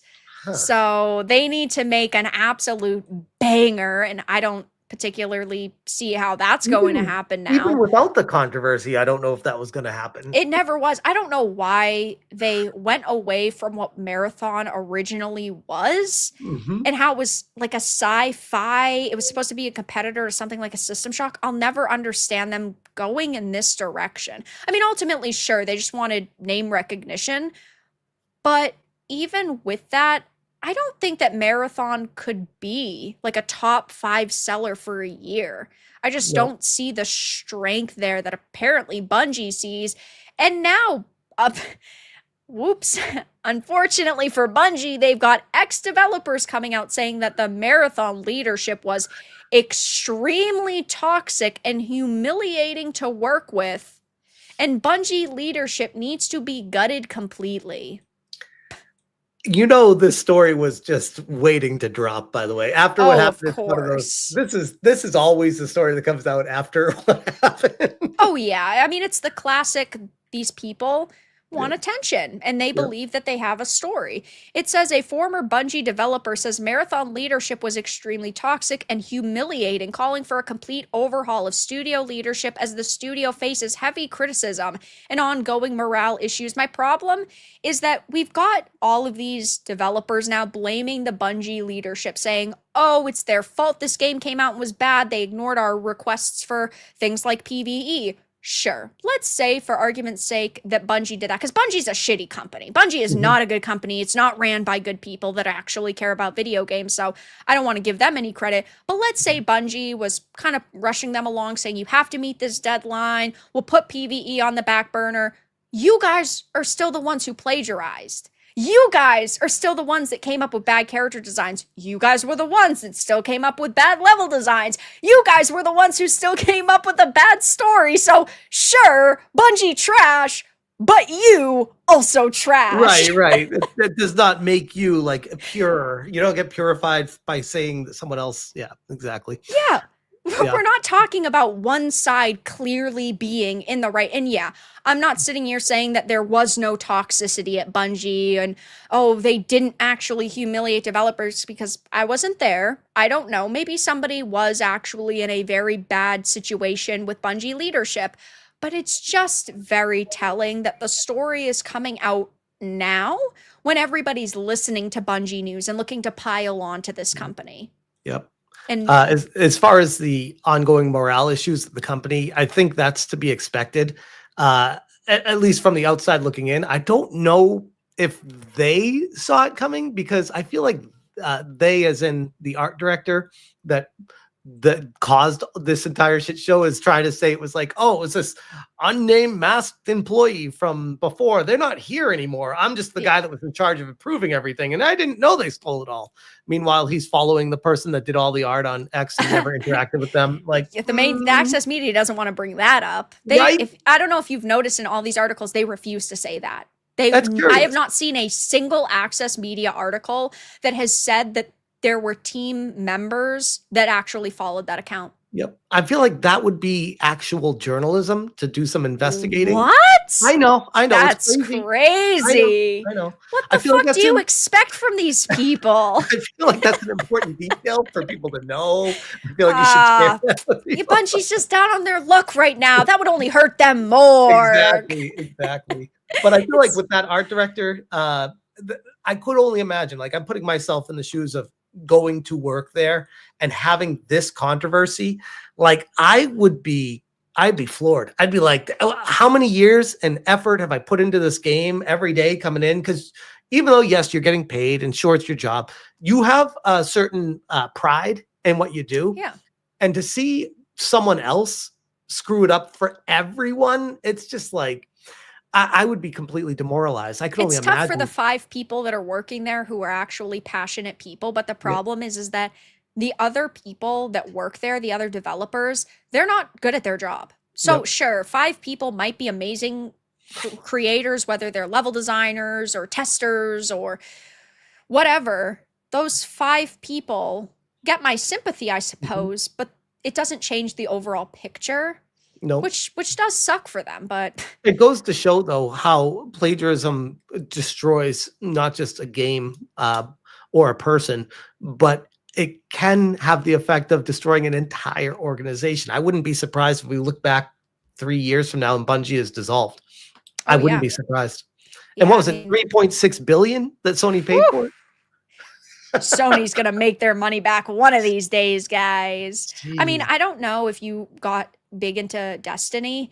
I really like Destiny 1. I was not a fan of Destiny 2. And a lot of people think that Bungie killed Destiny 2. And that sucks. I wanted to enjoy it. I couldn't get with the program the way that I did the first. I played the first one a little bit, but again, that was when my son was born. So I couldn't do online games. I had to back off of it. But it was fun when I did play. I played probably like 25, 30 hours of it. I enjoyed it. Yeah. I mean, it's too bad that basically everything that modern day Bungie is touching is turning to trash. And I don't think that they're going to ever be a high up AAA studio anymore. I think that after this, they're not going to get access to the amount of funds that they had for games like Destiny and Destiny 2 and also Marathon. I think that they're going to be basically downgraded to a AA where, sure, they might come out with a game, but maybe they have like a $50 million budget, which I think would be good for them. I think that that is what should happen to most of these studios. They need to downsize the team. You downsize the team, you have less money, you have less resources. That means you have to be particular about the people that you're hiring and the things that you're greenlighting for a project. I hate bringing up Expedition 33 every 5 minutes, but look at what that team did. I feel like that's the game industry is going to start to hate that game because they're going to be like, fuck, like, stop comparing everything to that. It's like, well, I mean, it's game of the decade now. I love Elden Ring. Elden Ring's a 10 out of 10 for me too, but Expedition 33 is basically a 10 out of 10 as well. It's definitely a GOTD contender. That's for certain. Looking at something like Marathon, they need it to break a top 5 sales for the year to be considered a success. It doesn't matter if it releases in 2032. I don't see that happening at this point. Right. No, I agree. I just don't see people turning away from the controversy, like forgetting about it or moving past it. I don't think that that's they're capable of doing that, or that's possible at this point. And yeah, sucks for the 5 decent people that are part of this team, but otherwise sucks to suck, guys. I could only imagine the hundreds upon hundreds of millions of dollars that have been spent on development of this game. Oh, yeah. I mean, people are even saying to stop spending over $100 million on multiplayer-only titles. Yeah. Who greenlit any of this shit? Who are these people? They are retards. Idiots. I was going to say. Only response I have at this point. Yeah. I mean, it's just individuals who don't get gaming. They don't understand. What goes back to what we were saying at the very beginning of all of this. It's like the executives don't play the games. No, they don't. Make decisions based off of what worked before. Yeah. And so they see the success of some live service games like Helldivers 2. And then Sony goes ahead and greenlights 80 of them. We have, of course, had Concord. We know how that went. We have Fair Games. They had just canceled 2 live service titles, but it's not like they're moving out of that business model because they think it's still going to pay off at some point. Think about that. They had Helldivers. It went gangbusters. Yeah. And they must have had one of those meetings, been like, all right, clear the desk. Every game we do now is going to be that. It's like, it's an all or nothing mentality with these companies, and it's hurting them so much. I get that you need to follow industry trends and you see people pointing to a new genre and then you follow that new genre. It's like Souls-likes. Every other game's a Souls-like now, which I love because I love Souls-likes. But ultimately, you're talking about them putting too much trust in it. What Souls-likes are missing? What? Often, ironically, soul.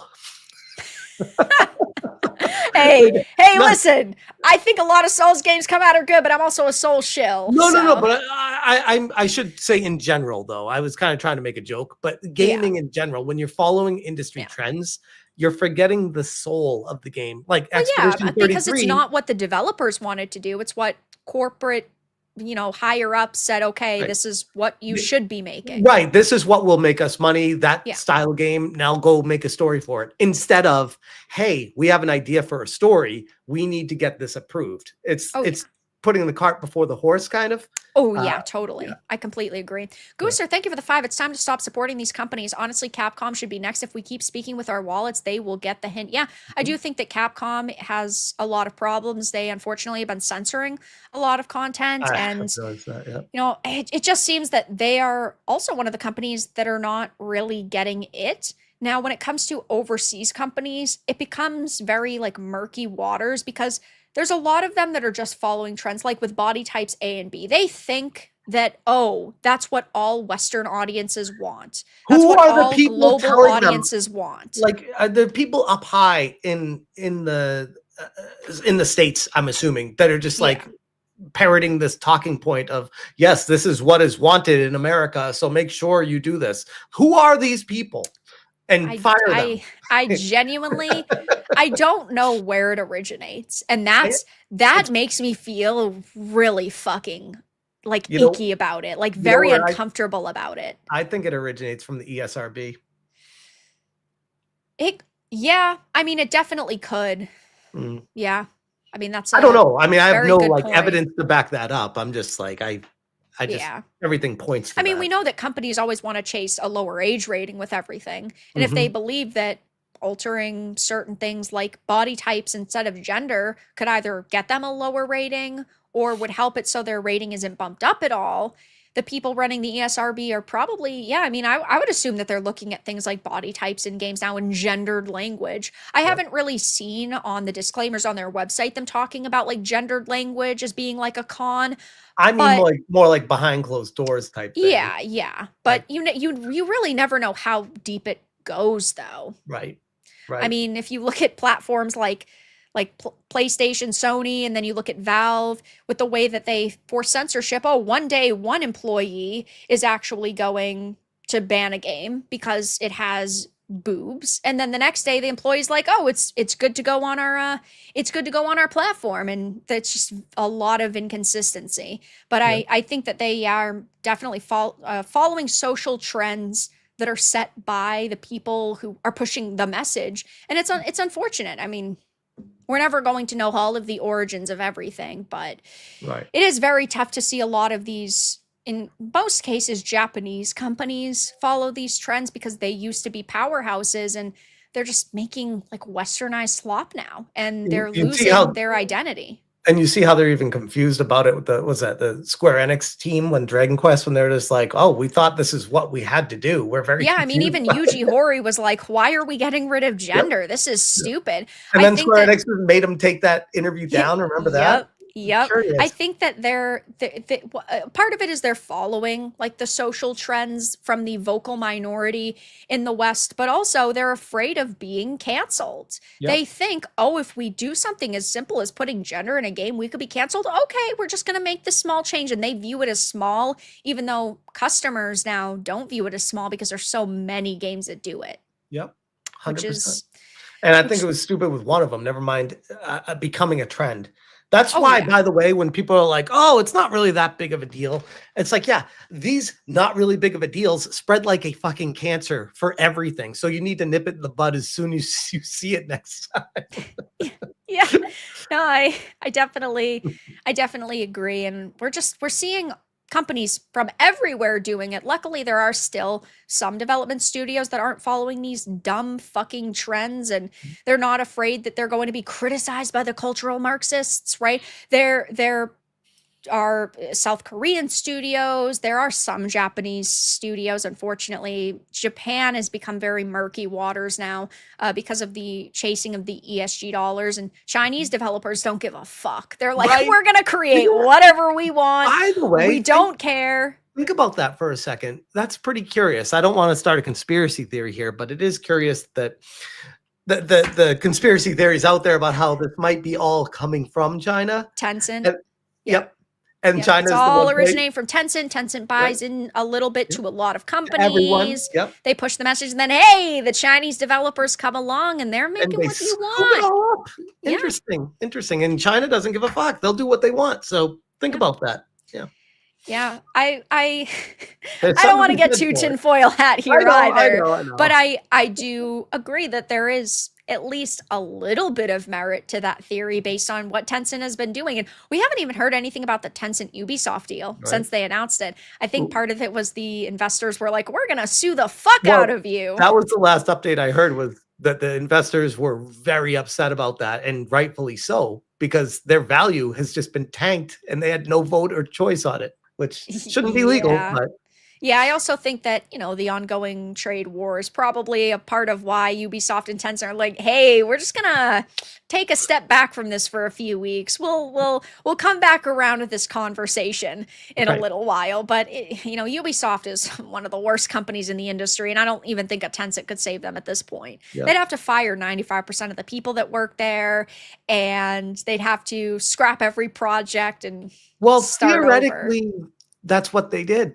With this life theoretically that they've created this new organization, 95% of the company is still at Ubisoft, and they're going to sink. So they did. Yeah, I just don't believe that enough has actually changed to make a difference with the way that the company works now. Fair. But, you know, me over here, conspiracy theorist Varadark. Right. Raptor, thank you for the 5. It sounds to me like a lot of the AAA gaming companies are embezzling money, because how can they spend so much money just to put out a bad game?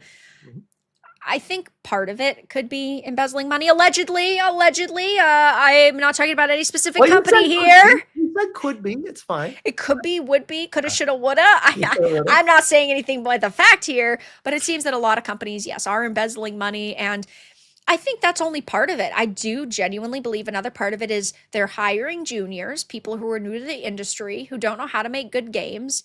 And I think that it just boils down to bad talent is creating bad products. Sure, part of it might just be like a Sweet Baby Inc. and it's a company that's just raking in the dough by doing basically nothing. But I don't know. I wonder how long that can go on for, by the way. I mean, I'm surprised they're not being investigated. Well, who's going to investigate? They're literally, if it's a government-backed organization, the government's not going to investigate themselves. That's the problem. I guess that's true with the latest, right? Exactly. with the latest update. I mean, maybe 2 or 3 months ago that would have been the question, but I think for a while people have speculated that they were actually getting government funding. We just didn't know how or where that link was. And it's great that, you know, Master of the TDS and Writing Raven are able to put those pieces together. But I mean, it's a speculation that's been around for a long time that a lot of these companies could potentially be investing in them. But, you know, DEI hires don't know how to write stories. Imagine my fucking shock. This is crazy. News. People who aren't hired based on their merits are doing an awful job. This is insane.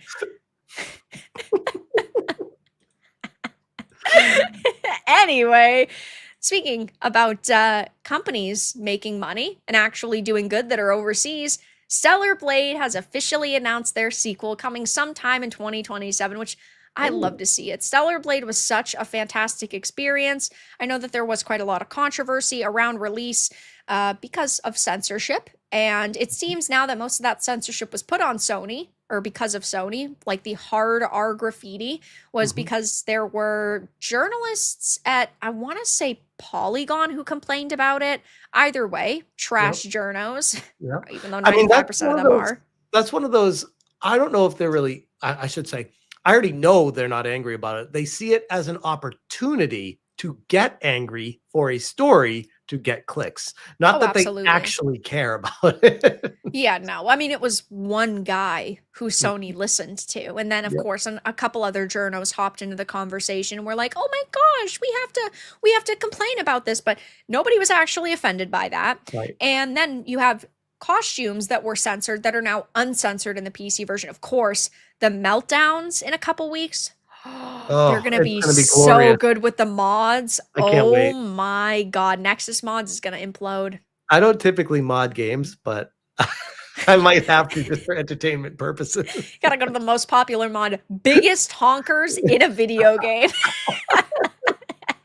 That is the cultured way to play Stellar Blade on PC. Exactly. Demi, thank you for the 2. At Smash, California is where most U.S. tech economy is. It's true. Yeah.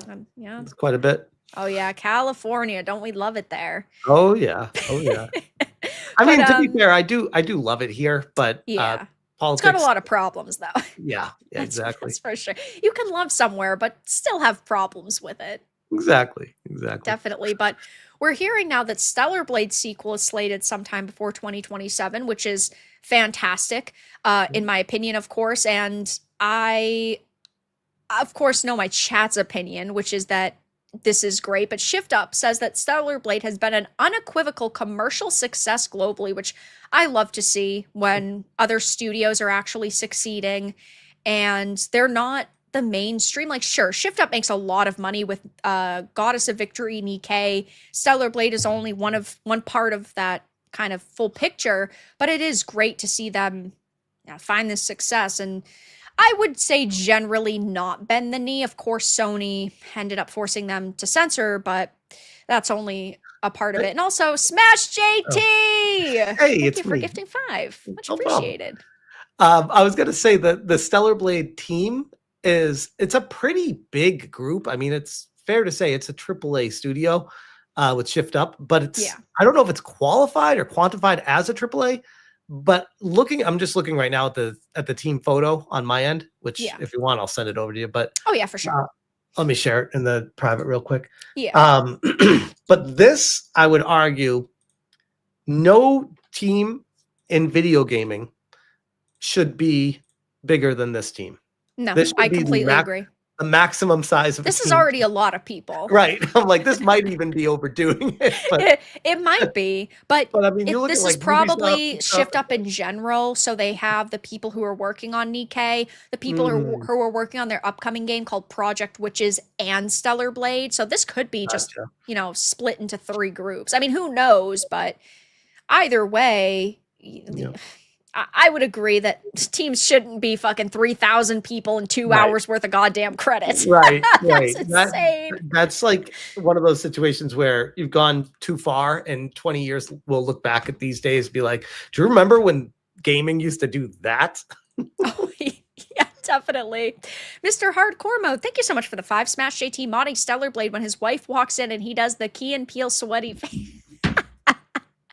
No, my wife knows me. She would see it. She just roll her eyes. I have to go to my office for important research. Pulls out the Randy Pitchford fucking USB. I'm just researching girls doing magic tricks. It's not that serious. Speaking of my wife, she just texted me. She said, your dinner is getting cold. So I think I need to start wrapping this up. Yeah, of course. Well, why don't you let everyone know what you're going to be doing, where they can find you, and all that good stuff. Yeah. This was amazing. So much fun. I hope we get to do it again sometime. For sure. And I definitely would love to have you on my stream at some point as well. Yeah, of course. Which we'll chat about, I'm sure. But tonight I got Master of the TDS will be joining on my stream at 8 p.m. Pacific time, which is about 40 minutes from right now. We're going to be talking in depth about the Sweet Baby Inc. stuff, because I really feel like this is just the tip of the iceberg of a massive, massive story that we just scratched the surface of. So a lot to talk about with that, alongside a lot of the other going-ons in the industry. And holy crap, like you said at the beginning, there is so much happening right now. There's so much. But yeah, and I got a video I put out today on Sweet Baby Inc. If people want to check that out, have at it. But as far as future plans, you know how it goes, Vara, with what we do. You never know what the day is going to throw at you. So. Hey, we had a lot to talk about today, which is good. That's true. It's definitely true. This was a lot of fun. And thank you so much again for having me on here. Of course. Well, thank you for stopping by, and I'll be in your stream later. Awesome. Right. Look forward to it. Thank you so much again. Bye, guys. Bye. Later. Well, chat, I'm going to stick around for another couple of minutes. If you guys have any specific questions, feel free to leave them in chat. I'll also be wrapping up stream in about 10 or so minutes, but I'm still here to hang out. So if you have any topics, let me know. But yeah, I mean, obviously, I think that Stellar Blade is... I'm really happy to see that Stellar Blade is doing so well. I really enjoyed the game when it initially came out. I mean, I streamed it once when it launched, and then I streamed the... I streamed New Game Plus when the Boss Rush came out so that we could do that. And then I think that I'm going to stream it again in a couple of weeks because there's not a lot coming out in June. I mean, there are some games, but it's a relatively short title. So I think that I want to stream it again and then we can try to mod it. I think that the modding meltdowns are going to be glorious. But again, thank you, Smash, for gifting 5. And Drew, thank you so much for the $9.99. Great stream, Vera, Smash, and chat. Yeah, I had a lot of fun. I hope you guys did too.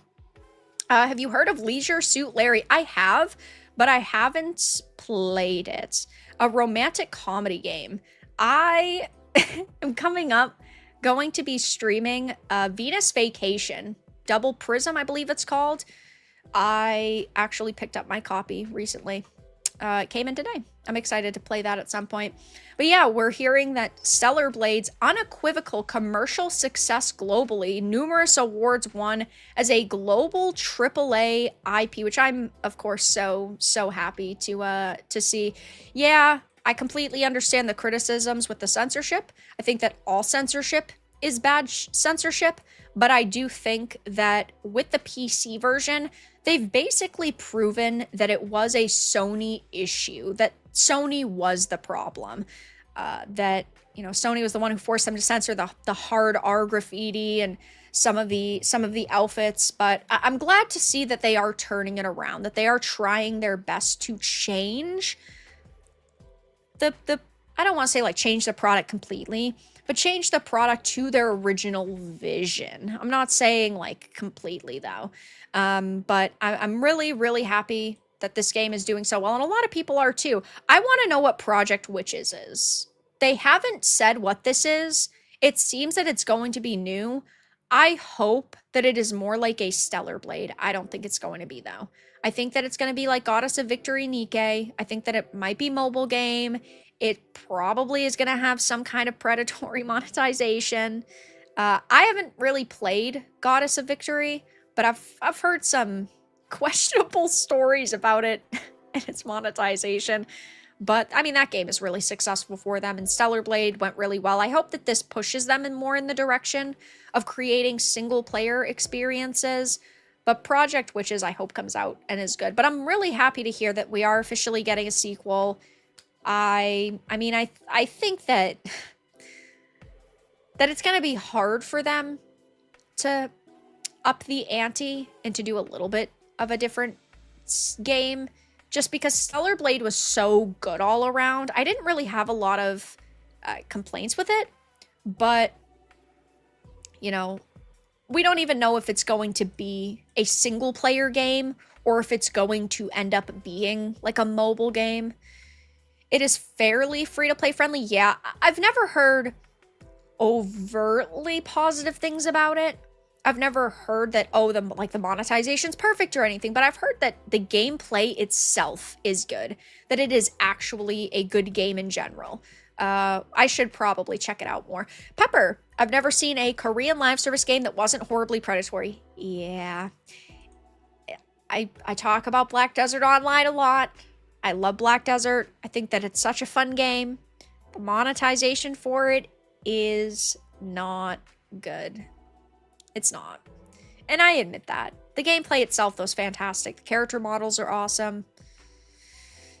Korean developers, though, they love making a few extra bucks off of people. So, it's unfortunate. It supports whaling, but Nikke is what I understand allows you to play without paying. I've heard that it's not as restrictive as some games if you don't kind of pay a hefty fee. But I should probably actually check it out more because I did really, really end up enjoying Stellar Blade. Yeah, Prism seems rather tame. All you do is take pictures. Yeah, but it sounds fun. First Descendant Bunny in the maid outfit. I don't think that we're getting anything like that from a Stellar Blade sequel. Imagine if that was her main costume. I'm sure that there will still be a maid outfit. Bunny in the maid outfit, though, was pretty insane. But yeah, guys, those are the main topics that I had to discuss tonight. I will be making some videos on some of these tomorrow. I'll probably be talking about Marathon. I'll be talking about Sweet Baby. Today I talked about the Avowed director. And, well, with Doom, they're pushing the players number again. Oh, it's 3 million players, guys. Imagine if they had to announce units sold alongside the players who downloaded it off of Game Pass, they would be embarrassed. They really would. So, I mean, we'll see what other numbers they end up announcing. This was today, though, and the game has been out for a couple of days now. It's not like it's been out for, you know, a bunch of weeks. This was the weekend numbers, but I enjoyed Doom to a certain extent. I did not love Doom the Dark Ages, though. Unfortunately, I just really didn't. But if you haven't already seen my review, it's at the end of my last Doom live stream. I'm probably going to start clipping my reviews out and putting them on a secondary channel so that people can find them easily. But I don't really think that they cared all that much about selling Doom. I think really what they wanted to focus on was building up their Game Pass numbers and maintaining Game Pass numbers. They're still kind of all in on subscriptions, which is pretty mind-boggling given just a few weeks ago we had heard that apparently subscriptions are they're flatlining now. I don't really think that comes as a shock to many people, but subscription spending has been flat since 2021, and analyst says that subs are not the future of gaming. Spending on subscriptions maintains relatively stable but doesn't show signs of large growth in the United States despite Call of Duty's Game Pass uptick, and this was from about a month ago. As an Amazon associate, we earn from the qualifying purchases, of course. U.S. game subscriptions spending, get off my screen, has remained flat since 2021 with a temporary 12% boost from Call of Duty's Game Pass launch. Analysts suggest subscriptions have reached saturation in the U.S. with manufacturers shifting away from aggressive growth. Nintendo Switch Online may drive future subscription increases. Ah, yes, guys. You're so excited to be able to use your microphone and your camera on Nintendo Online. You can't wait to get into the Nintendo servers and pay your subscription. I don't know if Nintendo's banking on Nintendo Online doing a lot. I mean, it's already got a sizable audience, but ultimately I think that these companies do need to really start shifting their focus away from something like subscriptions and actually going back to selling a full product to an audience. Part of that, of course, is going to be met with criticism, given they're charging for some titles in the future $80, but we'll have to see what happens. Subscriptions are not the way of the future. Yeah, I gave it a 6.5. I gave Doom a 6.5. I thought it was fun. I thought it was enjoyable. It definitely wasn't the best Doom game I've played by any stretch of the means. Nintendo 10 FPS streaming go. Yeah, that's probably the best you're going to end up getting from them. But all right, guys, I'm going to wrap up the stream in just a second. Thank you all so much for stopping by tonight. I do appreciate it. I had a lot of fun. Hope that you did as well. Over the next couple of weeks, I'm trying to get more people on the channel, having more discussion streams. The next discussion stream should be next Wednesday. Kato will be on, which will be super fun. But yeah, we talked about Stellar Blade. We talked about Randy Pitchford, Sweet Baby Stink. We discussed Avowed. We discussed Marathon, Doom. We talked about a lot, actually. I thought we were really only going to cover 2 or 3 topics. So yeah, we discussed a lot. Stretch of the Means. Yeah, Montesquieu. Thank you so much for this terrific stream. Yeah, I had a lot of fun. Done Peel. Bye-bye. Thank you. Of course, no problem. I have a lot of fun with these streams. Hope you guys do too. I will be live again on Thursday at 7 p.m. Eastern. We're going to be playing Tainted Grail, The Fall of Avalon. It's a new AA game that's coming out, and the developers were nice enough to send me a code. I'm super excited for that. The game has been out in early access for, I believe, a year now. But the full release is finally coming around. It has overwhelmingly positive reviews on Steam, so I'm super excited for it. And yeah, that's what we'll be doing on Thursday, doing that over the weekend. And then next week will be a completely different story because next week's going to be a busy week. But yeah, live again Thursday, 7 p.m. Eastern. Guys, I appreciate all of your donations, for your gifted memberships, for your support tonight, and for you just hanging out. And yeah, join the Discord if you're not already a part of it. Rover! Thank you so much for the $49.99 super sticker. I hate that StreamYards doesn't show it. Like, what the fuck? Why is StreamYards like that? I want to be able to show I want the super sticker on screen, but I can't because StreamYards is stupid. Don't ban me. But thank you so much. You're amazing. Wow, Rover. I appreciate that. Hey, I didn't fall off any ledges tonight, right? That counts for something.